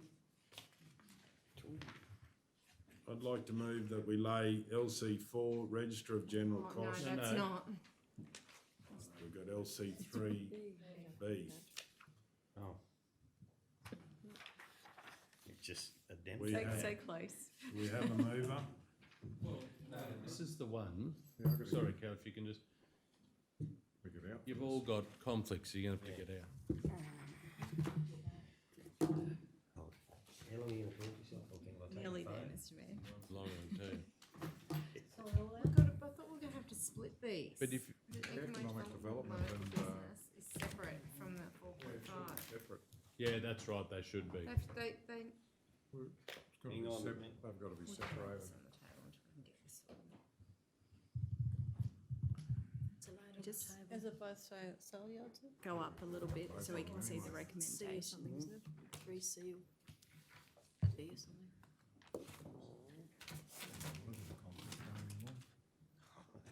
Yeah, It's very conflicting, this isn't right, because we're not delegating the economic development local business. There was one item that caused the problem.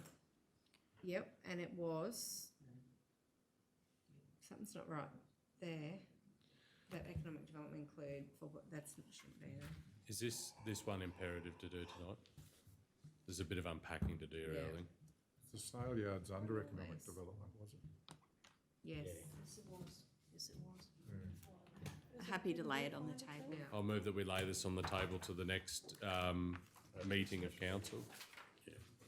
All those in favour? Which one is it? Oh, bits of LC3. We've got more, Mr Mayor. A, B, or C, or D or something. What's the It's next still one? L3, but we split it up. We might as well just lay them all on the table. Yeah, because they're all that with that. Got that tinge. Okay, please go, draft operational plan 2020-21, strategic priorities, 4.9, facilities. I move that we lay this on the table to a future meeting of council. All those in favour? 8-0.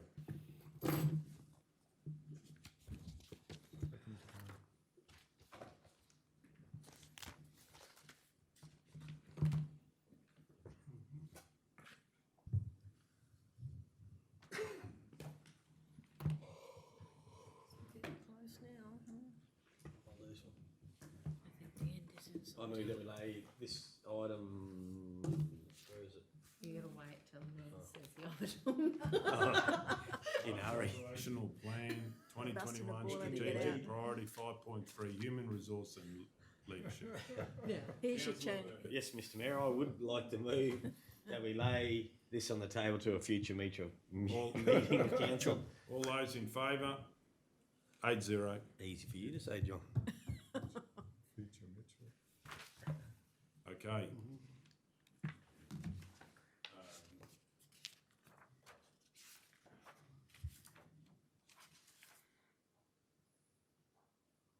I'd like to move that LC4 lay on the table till special meeting next Wednesday.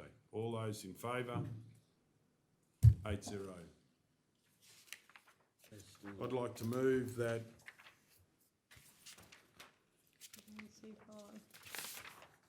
LC5 lay on the table till the special meeting next Wednesday.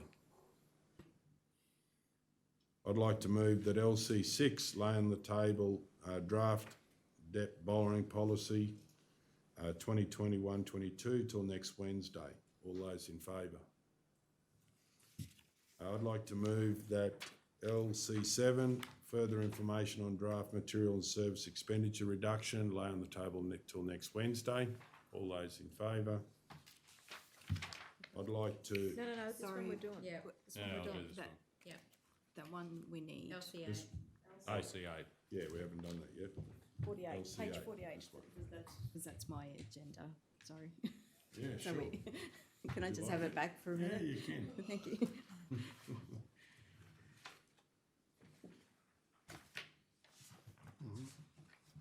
So did we just go past what LC7? Yeah. No, we laid it on the table. We laid it on the table. But we haven't done this one yet. Yeah, Did you need, we probably, it's probably too late, but we sort of need that for budget papers. LC7. Well, can you have a couple of versions you bring?